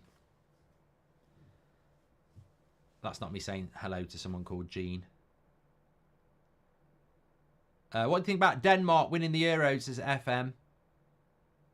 I just love it. I love it. I mean, I don't. Sometimes I ask myself, why do I watch every game in the Euros? But then I think, well, actually, I watch most games in the Premier League. Like, the only reason I don't watch every Premier League game is because we can't. Like, there's a lot of games, like 3 o'clock games, that are played at the same time. So I do watch a lot of football. I don't think it's actually that weird to watch most of the group games. And also, the group games are normally better. And also, it's that momentum thing, isn't it? I think you want to feel part of a tournament, don't you? You want to. And I think there's so many interesting players in this tournament as well. I mean, Slovenia have got Sesko, haven't they? We're more aware now about players than we've ever been as well. You know, when I was a kid, Italia 90, you wouldn't even know who played for Germany, because why would you? There was no highlights. There was no satellite TV. There was just no coverage of what Bayern Munich were doing. So you wouldn't even know who played for Bayern Munich. Italy, Spain. We're spoiled now. Like, we know all these players, and a lot of them come and play in the Premier League as well, which back then they didn't. I mean, I think most teams, you will know some of their players because they're playing in the Premier League. Chris says he got a sticker album. Oh, I used to love doing that. I think the last one I did was 2014 World Cup, and I virtually completed it, apart from about 6. Was it South Korea? Or was North? I think North Korea were in the 2014 World Cup, weren't they? There's a quiz question for you. I think it was North Korea. Or am I imagining that? Maguire for Branthwaite plus 20 million, says Llewellyn. It's a good deal. Triz says his nan just passed. Can you respond? You're my favourite United fan. Rest in peace, your gran, Triz. I presume like recently passed, not like in the last few minutes, because you've got other things to concern yourselves about other than Germany against Scotland. The Goldbridge Aura in the Rockfish was class, says Stanley. Fantastic restaurant in Brixham, the Rockfish. Absolutely loved it. Yeah, really, really good. Stuart Wallace says, don't worry, Portugal top in the closet, ready to bring out if Scotland go out. One more for the GOAT. United over everything. All over the Germans, French and English. So Stuart, I think he's had a few. Well done for playing the charity match in Nottingham. Classic angry Dringe, barking like Keane, but not playing like him. Great day out, says Fergie's red nose. Yeah, look, I had a school reunion that night, so I wasn't really that bothered, but I was a bit disappointed. Like, I think they thought I just wanted to do a cameo. I said at the end, like, I played 90 minutes at Anfield 2 weeks ago. I could easily have played the full game. I got taken off after 10 minutes. I barely even got going. But look, it was a great day for charity. But I think there was a miscommunication there. And by the time I'd come off, I said, look, I'm going to seize up. I can't be asked to go back on again now. But it was a good event. I've done well this summer. Anfield, Crystal Palace, Villa Park, and then the mighty Ilkeston Town. Which young player will have the best Euros, says Fuge. Gilberto, thanks for your super chat. Well, obvious choices are going to be people like Bellingham and obviously Musiala. Yamal at Spain. I don't know whether he starts, but he's another one. Trying to think. What's young? 21 or under?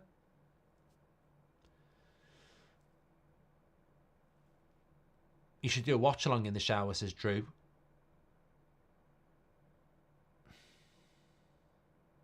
What do you think about Serbia against England in the Euros, says David? I'm looking forward to it. I mean, Serbia... I'm trying not to get mixed up here.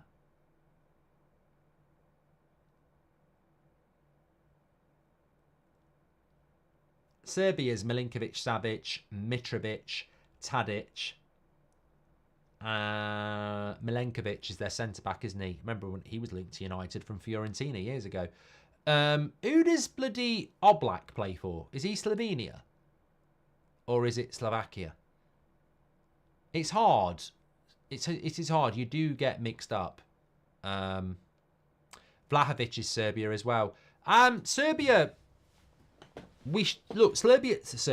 Slovenia has got Oblak and Sesko. We should beat them. Denmark and Serbia, I think, are quite decent. I mean, I think we should beat them, but they are quite decent. Here's Musiala. Good play. Cuts it back. Cross comes in. Over the bar on the back post from Wirtz. Musiala's been brilliant, hasn't he, today? Sorry, Tom says, what do you think is the best stadium in the world? I like that question. I do like that question. Have you seen Mainu's Twitter with Branthwaite? Is it Twitter or Instagram? Look at it right now.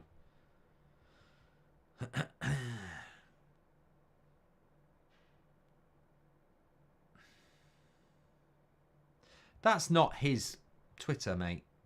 Kobe Mainu would have more than 69,000. That's not Mainu's real Twitter. It's a fake.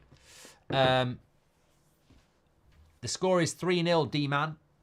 Scotland are getting battered, but they might like that. Because if you go to a Scotland fish and chip shop, they'll batter anything. You can get battered Mars bars in Scotland. That's true. So don't say Scotland getting battered, because I think they'll actually get quite excited. They'll batter anything. Galère for Turkey, Mark. One to watch. Yep. Another one. Good shout. The boat. Have you seen Mainu's Twitter? Yes. Who's been your man of the match? This guy, Musiala's been brilliant. Good block again from Gundogan. I mean, Musiala has just been amazing. I'm going to have to tweet it. It's worth the retweets.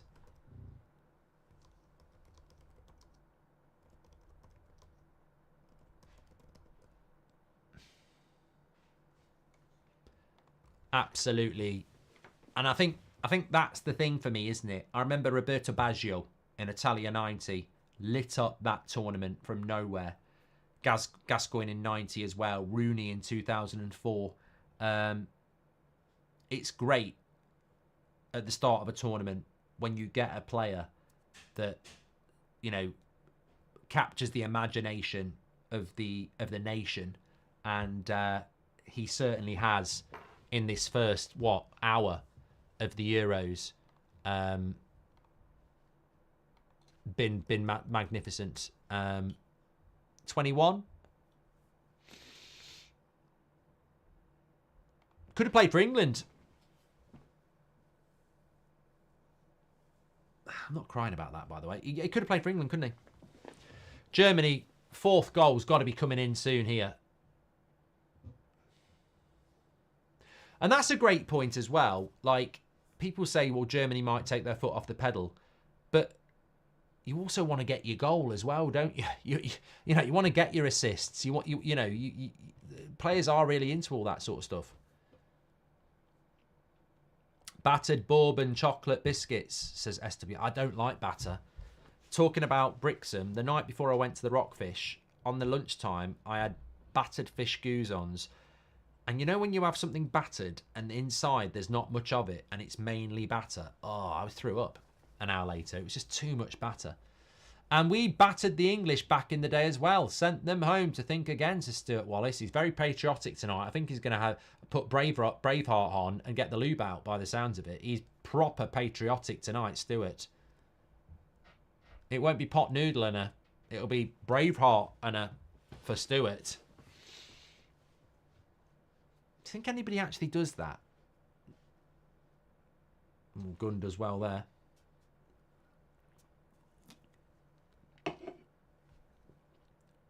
Is he the son of Brian Gunn, who used to play in goal for Norwich then, or is that just a massive coincidence? Yeah. Johan says, and when he's finishing the job, he'll go, freedom! It works. If you know, you know. We do battered pizza, Mark, says Stephen. It's making me throw up.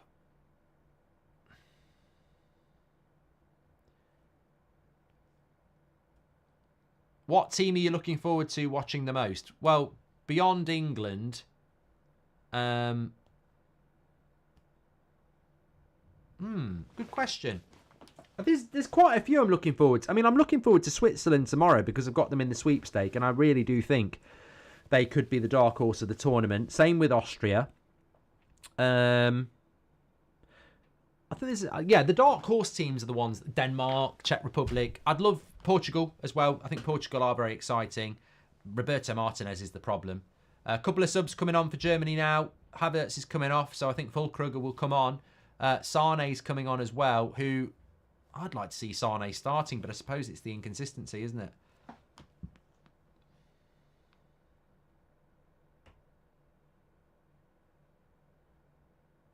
Wirtz has been class. His dad is Angus Gunn, says Dazzo. Mark, show us your kit. Also, watch our USA vlog, says the Wandering Dolls. And United and Rashi follow that Mainu account, says Liam. He'd have way more Twitter followers than 69,000, though.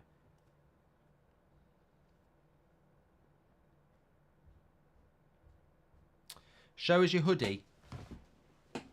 It's to do with the FA Cup final. If you want to get one, United Stand Shopify. Type it in. England versus Portugal final, says Ryan. They've got a 4v3 here. Kimmich, Musiala, bad shot. It wasn't Musiala, actually. It was Sane. What am I talking about?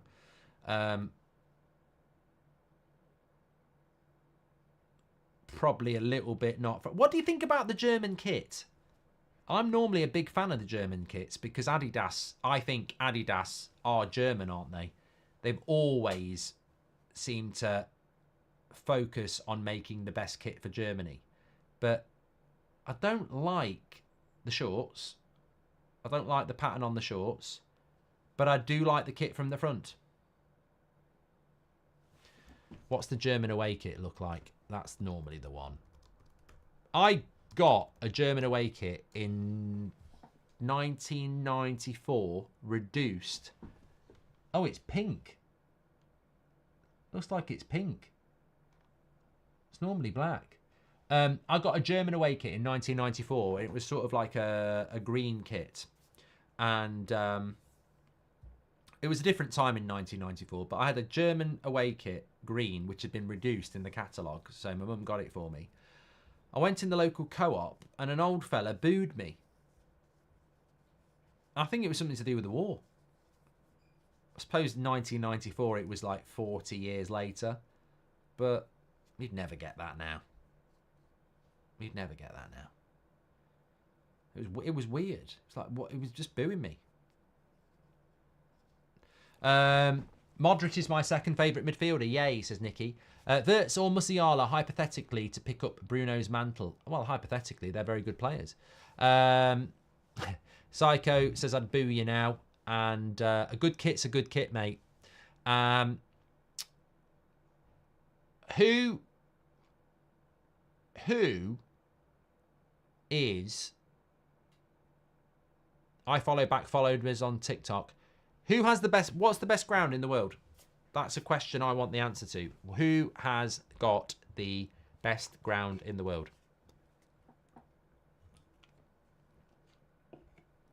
I don't know the answer. I don't know the answer. Not the biggest. Who's got the best ground in the world? Oh, shot over the bar there. For Germany. Riverside Stadium. Wembley. I don't know. I've been Wembley. I don't know whether I'd say it's the best. I don't know about that. The Bernabeu looks like it's going to be very good now. The new camp will be nice when it's done. Scotland making a couple of subs here. Steve Clark's got my shoes on. I'm not joking. Stop trying to take my manager. Look. He's literally got my shoes on. Look. Trying to be Goldbridge. Tell you what, Steve. You ain't playing Goldbridge ball.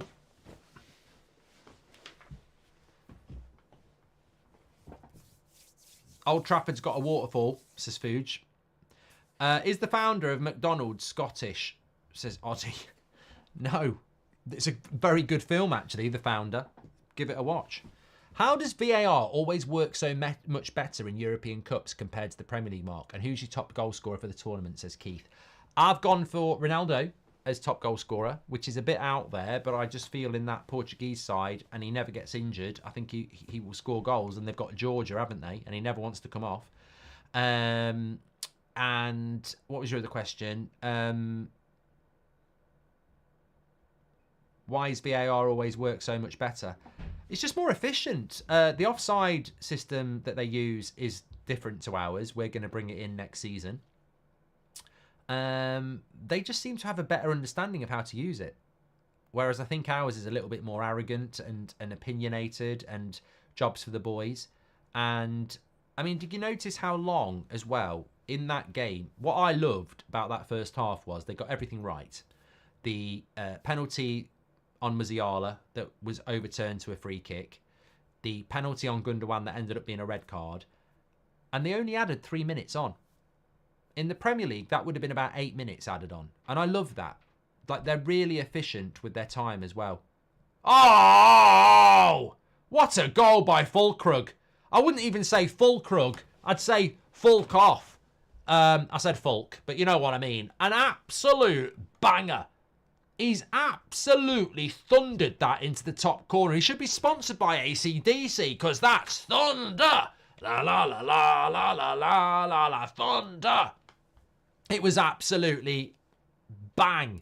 You can hit a ball and you can smash a ball. And that is absolutely smashed it. Watch this back. He doesn't need to hit it that hard. Oh, God, he's smacked. God, that he's got a lot of muscle behind him. And bloody hell. He can hit it, can't he? The power. That was a rocket. Absolute rocket.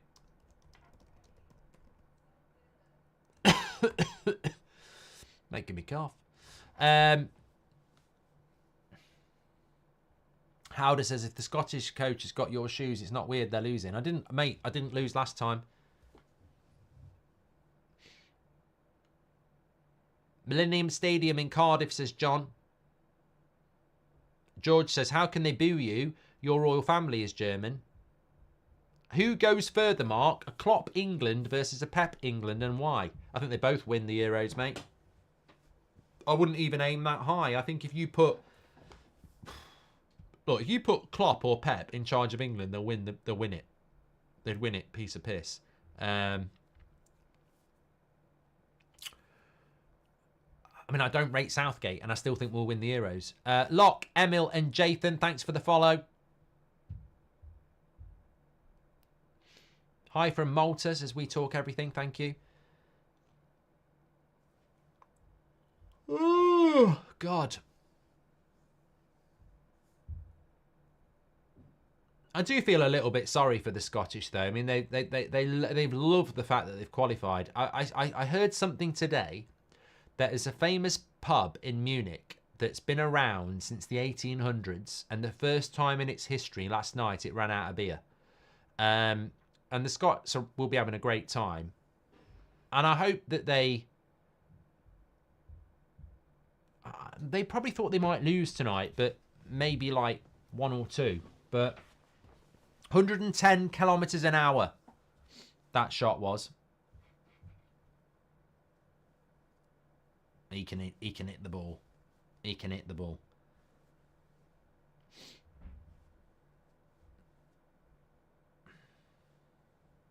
He's got a gap in his teeth. You think with all the money he's earning, he could go and get his teeth done? I'd mine done. Foot like a traction engine, says Lee. I was waiting for that. Philip says, the difference between VAR in the Premier League compared to Europe competitions is that the Premier League use VAR to protect the referees and Europe use it to get it right. Philip, can I just copy and paste that? Because I think that that's absolutely spot on and it deserves a tweet.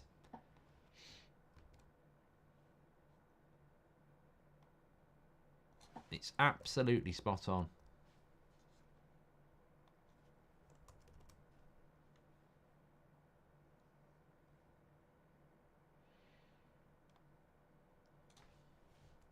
Thomas Muller's coming on.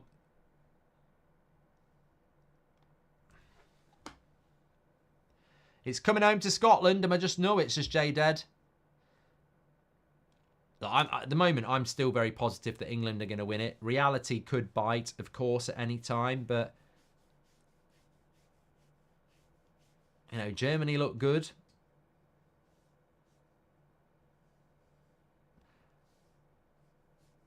Does it worry you that Germany are playing well? It doesn't worry me. I want to see France play well. I want to see Portugal play well. I want to see Italy play well. I want to see a good tournament at the end of the day. I've never seen England win it anyway, so it probably won't happen. But I do want to see a good tournament.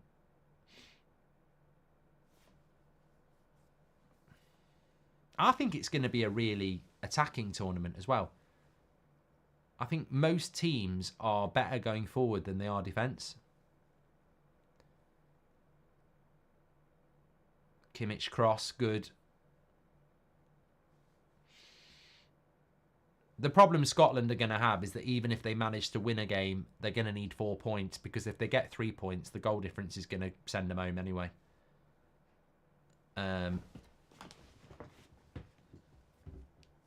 Bobby Quinn says that England are going to miss the Maguire partnership. Well, you're right, they will.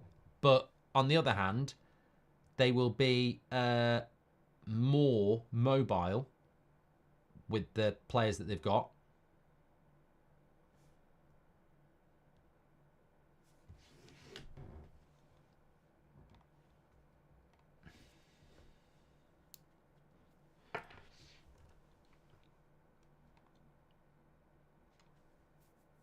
I just like watching European football because they don't add 20 minutes on the end of every game. Rudiger's cross cleared away. I still think Germany will get another one, maybe two.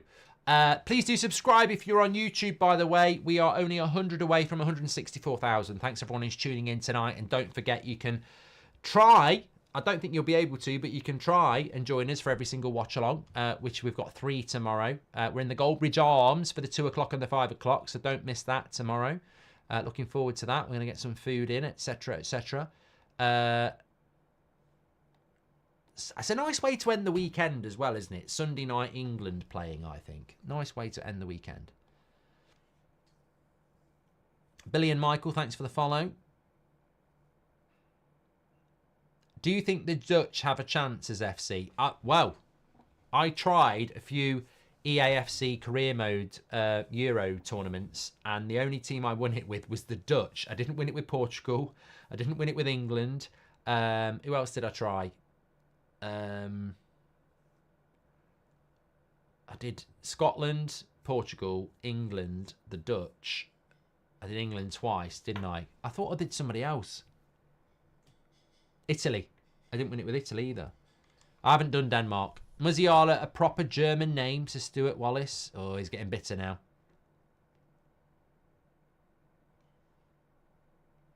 Sven says, is Agony Bridge on vacation? Cross comes in. Oh, he's going to get another one. He is. It's 5. Fulkrug bullies his way to another one. He's like a playground bully there. Give me your dinner money. It's 5-0. I mean, it's crap defending from Scotland. It's really crap. But Fulkrug has come on and got 2 goals. I mean, Havertz will be thinking, ooh, should this guy be starting up front? I mean, that's a question. Should Fulkrug start over Havertz? Because he's a bully. He might be offside, actually. I think he's going to be offside. But he bullies the centre-back and then he bullies the goalkeeper. He's so strong. I think he might be offside there. I think he will be offside. Brandon, thanks for the follow. Yeah, offside. Look how quick they are. Bloody hell. It's absolutely amazing how fast they are with these decisions.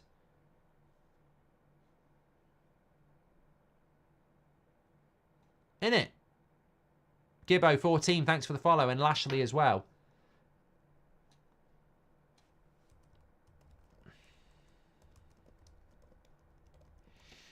Takes the Premier League for 45 minutes, says Ross.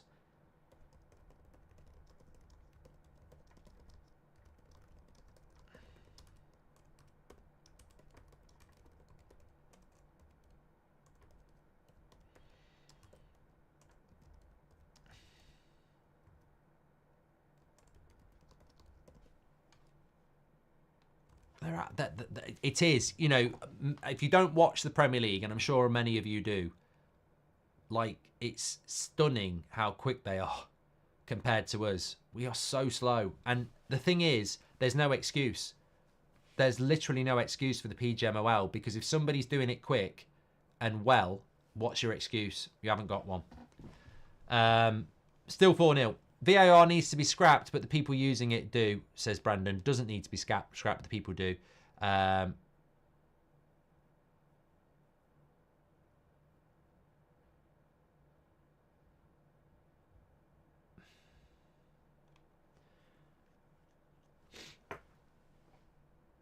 Fulkrug is like Mitrovic.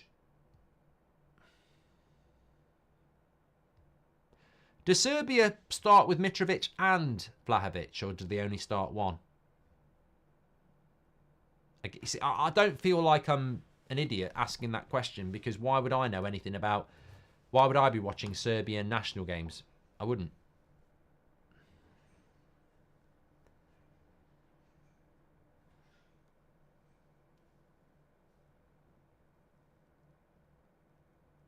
And just one normally. Probably both, says Sith. Vlahovic is clear.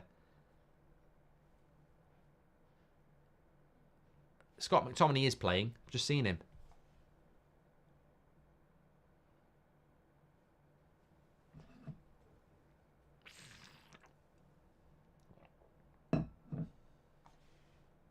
Mitrovic is in Saudi, isn't he?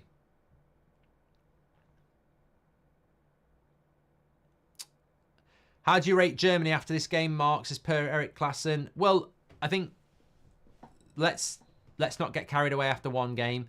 Hungary and Switzerland next for Germany. Switzerland are next. No, I don't know whether I've got that right, actually. Germany's next game is Hungary on Wednesday. Let's see how they do in that. But it's an impressive start. There's no two ways about it. It's been impressive. Corner for Germany. Cleared away, and another shot over the bar.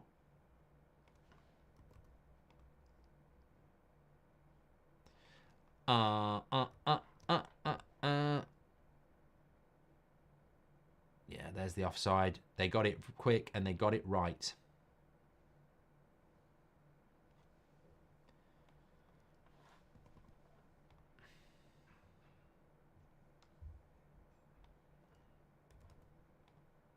Kroos is coming off.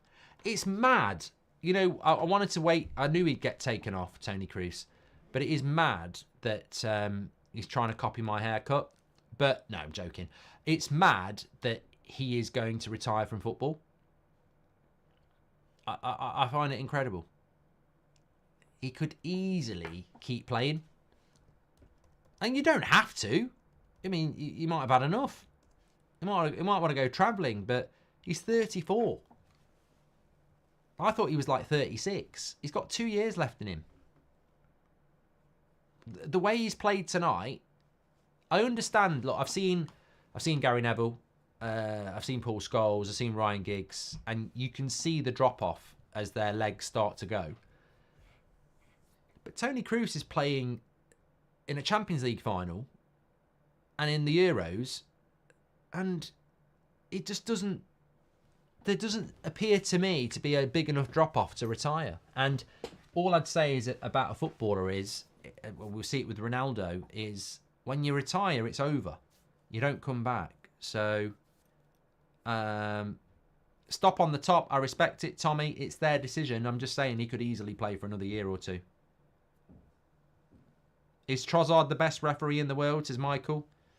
You know what? I think he is, but I don't know whether it's because he looks like Trossard. But then again, I'm old enough to tell you about Kalina, who used to be on the front of Pro E.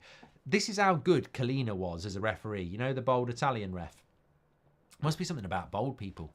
But he was so respected as a referee in a time when VAR didn't exist. And it wasn't like we, at that time, talking about referees was even that big a thing. And he was so popular as a referee, he was on the front cover of Pro Evo, which was basically better than FIFA in the day.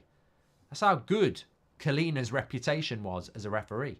So I hope that this Trossard's reputation does keep growing, because he does seem to, have some respect around his name.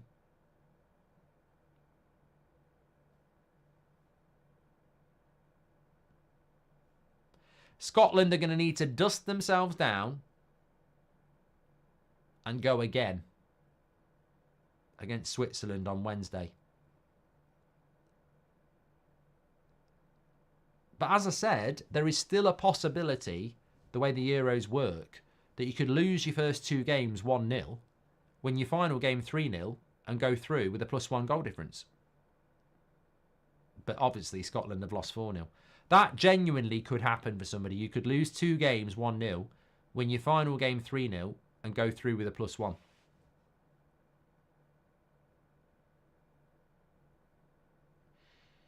Can you remember a worse start for a team in the opening game, says NAU?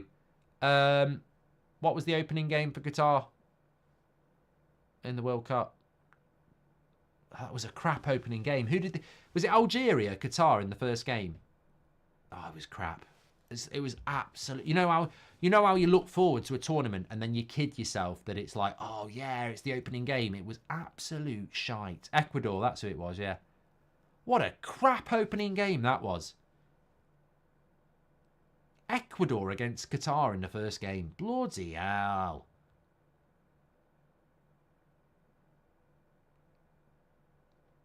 Brian Rono says, maybe if Cruz does another year, he drops like Casemiro. Would you like to have Fulkrug in the Prem, says Gott. Look, I think he's good. I think he's a good player. I've always been I haven't seen loads and loads of him, if I'm being honest, because I don't watch the Bundesliga that much. But he's 31. I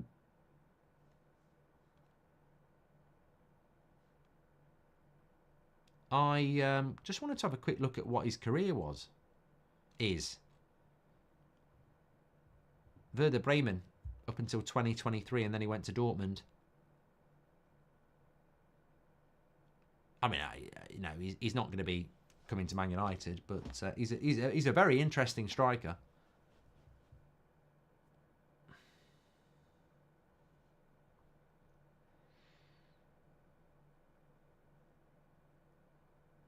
Thomas Hopley says, was so good, nobody argued his call and just moved on, says Thomas Hopley.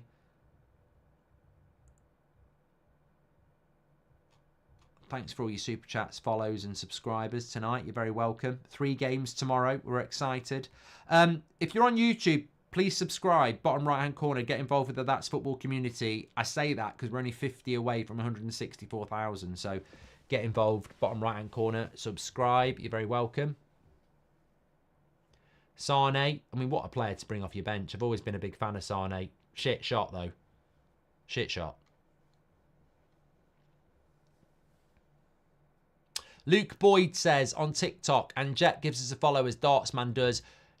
How do you think Scotland will do in this tournament? They're not out yet. They're not out yet.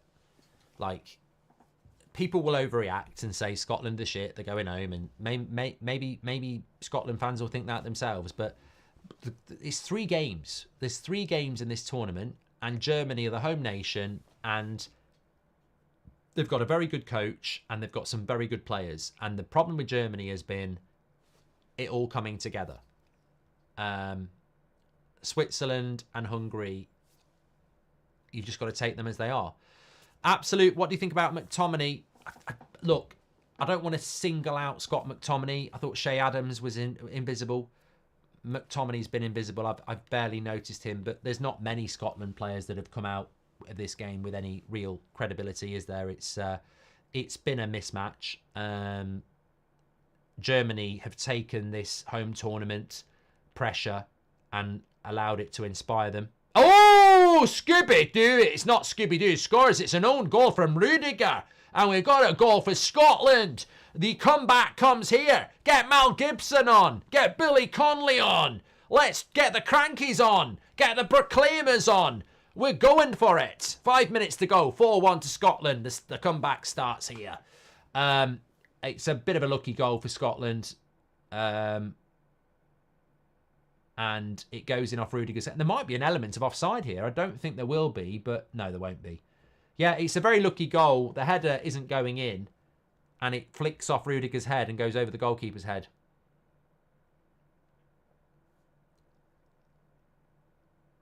Yeah, it's a lucky goal. It won't matter, but in a way, it just gives Scotland a little bit more of a chance. Instead of a -4 goal difference, it's a -3. And I tell you what, they've got something to celebrate at the end of the game. That will be something for them at the end of the game to go and have a beer in Munich and then, you know, look forward to Switzerland on Wednesday and hopefully getting something out of that. So the Scots will be absolutely over the moon with that, because although it's 4-1, they'll be quite happy with, you know, getting a goal in the game. And there was an offside check. It has been given. Don't worry about that. Some people saying it's offside. It has been given. There we go. Sane, another proper German name. So Stewart. Scotland pride aside, how are people getting delusionally hyped on Germany? We're playing rubbish and have got 10 men. Well, that's the contrast. That's why I'll wait and see what Germany do against Hungary on Wednesday, Stuart. Portugal won the Euros with 3 draws in the group, says Matty. Yep. And I know this be premature, but Germany tonight remind me of Italy 3 years ago. Same sort of result and performance as Cormac.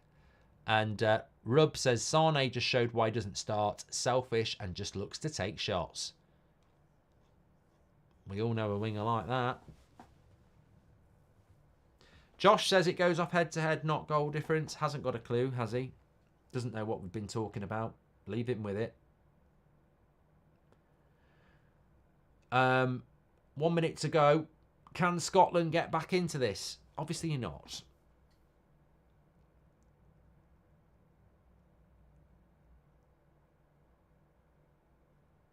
I think the biggest problem with Scotland is, and I know a couple of Scottish fans, one of them actually works with us, Matt, is they've got nothing up front. They've got nothing up top. Like John Terry in a spelling test. There's not a lot going up upstairs. And goals are going to be important. So I think the problem for Scotland is going to be is that in this tournament, I predict we're going to see a lot of goals. I don't think defence is the strong point of this tournament. I think it's going to be attack. Everybody seems to have quite good attack. And I think for Scotland, they've got to keep clean sheets and nick a goal. Jack Glancy says, I'm unsurprised by the result. My fellow countrymen thought we would only lose by 1 goal and some thought we'd win. Unfortunately for me, I'm realistic. There you go, Jack. Stewart's celebrating the goal. He's a bit slow. He says, get in, alive and well in the tournament. Up the Scots. Goal difference, bring on the Swiss. Just talking about international football, Stewart's obviously commented on the names Musiala and Sane not being very German. I mean, I don't know. I'm very interested in like the way the world changes in football, and I think football represents politics in many ways. Like the reason I'm good at geography is because of football, and you know the reason I'm quite good at most of what I learn is through football. Is what I'm trying to say. And Germany, you know, like the Premier League used to be very, very, very, very, very, very English, British based. And then after the 94 World Cup, we started influxing foreign players, which I've absolutely loved. And it's made the league better. For a few years, English national team suffered, but then it became better because of all the foreign players. Germany definitely went through something. I can't remember when it was, but I remember watching a particular tournament and you had people like Ozil, Klose, and what was the other guy? Had quite a Polish name, lovely left foot. I think he played for Arsenal. Not Ozil. Maybe he didn't play for Arsenal. Maybe I'm thinking about a FIFA career mode. Began with a P, I think. Was it Pavlovic? No, I don't think it was. What was his name? Played for Germany. Quite a Polish-sounding name. Podolski, that was it. Did Podolski play for Germany? Yeah, he did. Did he play for Arsenal, Podolski? Or have I completely and utterly imagined that? Mertesacker as well. But he did play for Arsenal, yeah. There seemed to be a point at some point where Germany became very diverse. And I don't know enough about Germany to know why that was, but I presume it was probably immigration. You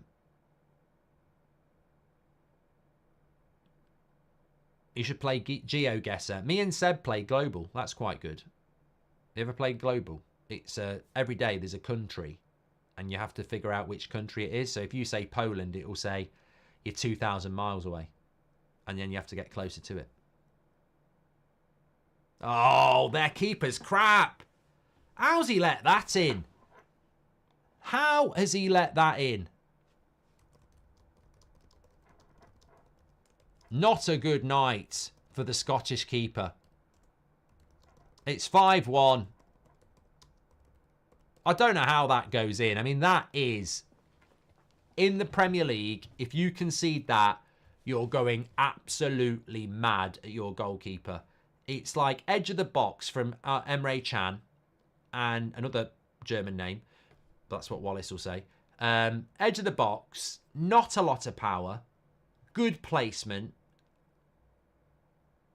But I'm just looking at the goalkeeper's position. Oh, he's too close to his line. He's got that all wrong. He shouldn't get beat from there. It's a lovely hit, but he's got to save that. Look, it deflects a little bit, but a top-class keeper. He's got a good hand on that. I think he should have saved 2 tonight. I really do. I think he should have saved a couple of those tonight. We've had 6 goals. Some people will say it's been boring in relation to the contest. I sort of understand that. But I tell you what, if the group stage can produce 6 goals in every single game, we're going to have a lot to talk about. And a red card, a penalty. I think that game's flown by in relation to the fact that it was never really a contest. I really, really do. Germany looking impressive. I'd like to see them against somebody else, and we will. But make sure you subscribe, by the way. We're only 4 off hitting that. Also, on your way out, you'll miss it. Sponsored by HelloFresh. Links in the video description. Scan the QR code. 60% off your first order and 25% off every other order for the next 2 months with the code TF6025. You also get free desserts for life. If you don't know what HelloFresh is, you order the meals that you want. Very, very easy. You get all of the ingredients. So I had that one tonight. Get all the ingredients and the instructions there. Easy peasy. And on Father's Day, I've got this.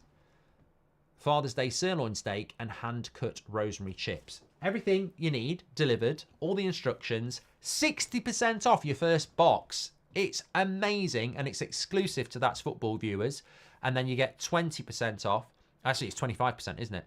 Off your next 2 months and free desserts. Link in the description. Paprika chicken is amazing, George. You're on TikTok, though. You need to come over to YouTube to get the link and scan the QR code. Check it out. Brilliant deal, exclusively for you. Go and check out there's loads of different foods you can order as well. I mean, I've got 3, but there's 30, 40, 50 meals you can order. Check it out. And don't forget to check us out tomorrow. We've started the Euros in familiar surroundings. Tomorrow, you see Studio 2. I'm in the Goldbridge Arms for 2 o'clock and 5 o'clock games tomorrow. And on Sunday, we're in the Manchester studio, which is kitted out as well. So we're doing every single game. Subscribe, bottom right-hand corner. Give us a follow if you're on TikTok. And we will see you tomorrow for more games. And don't forget, United Stand doesn't stop either. Anything breaking will be live 10 o'clock tomorrow morning as standard. Thanks everyone for tuning in. Don't forget to check out HelloFresh. Great welcome to the Euros. We're ready to go. I'll speak to you all in a bit. Take care. Have a great day, evening or afternoon or morning, whatever you're doing. I'll speak to you in a bit. Loved it. Speak to you in a bit. Speak to you in a bit.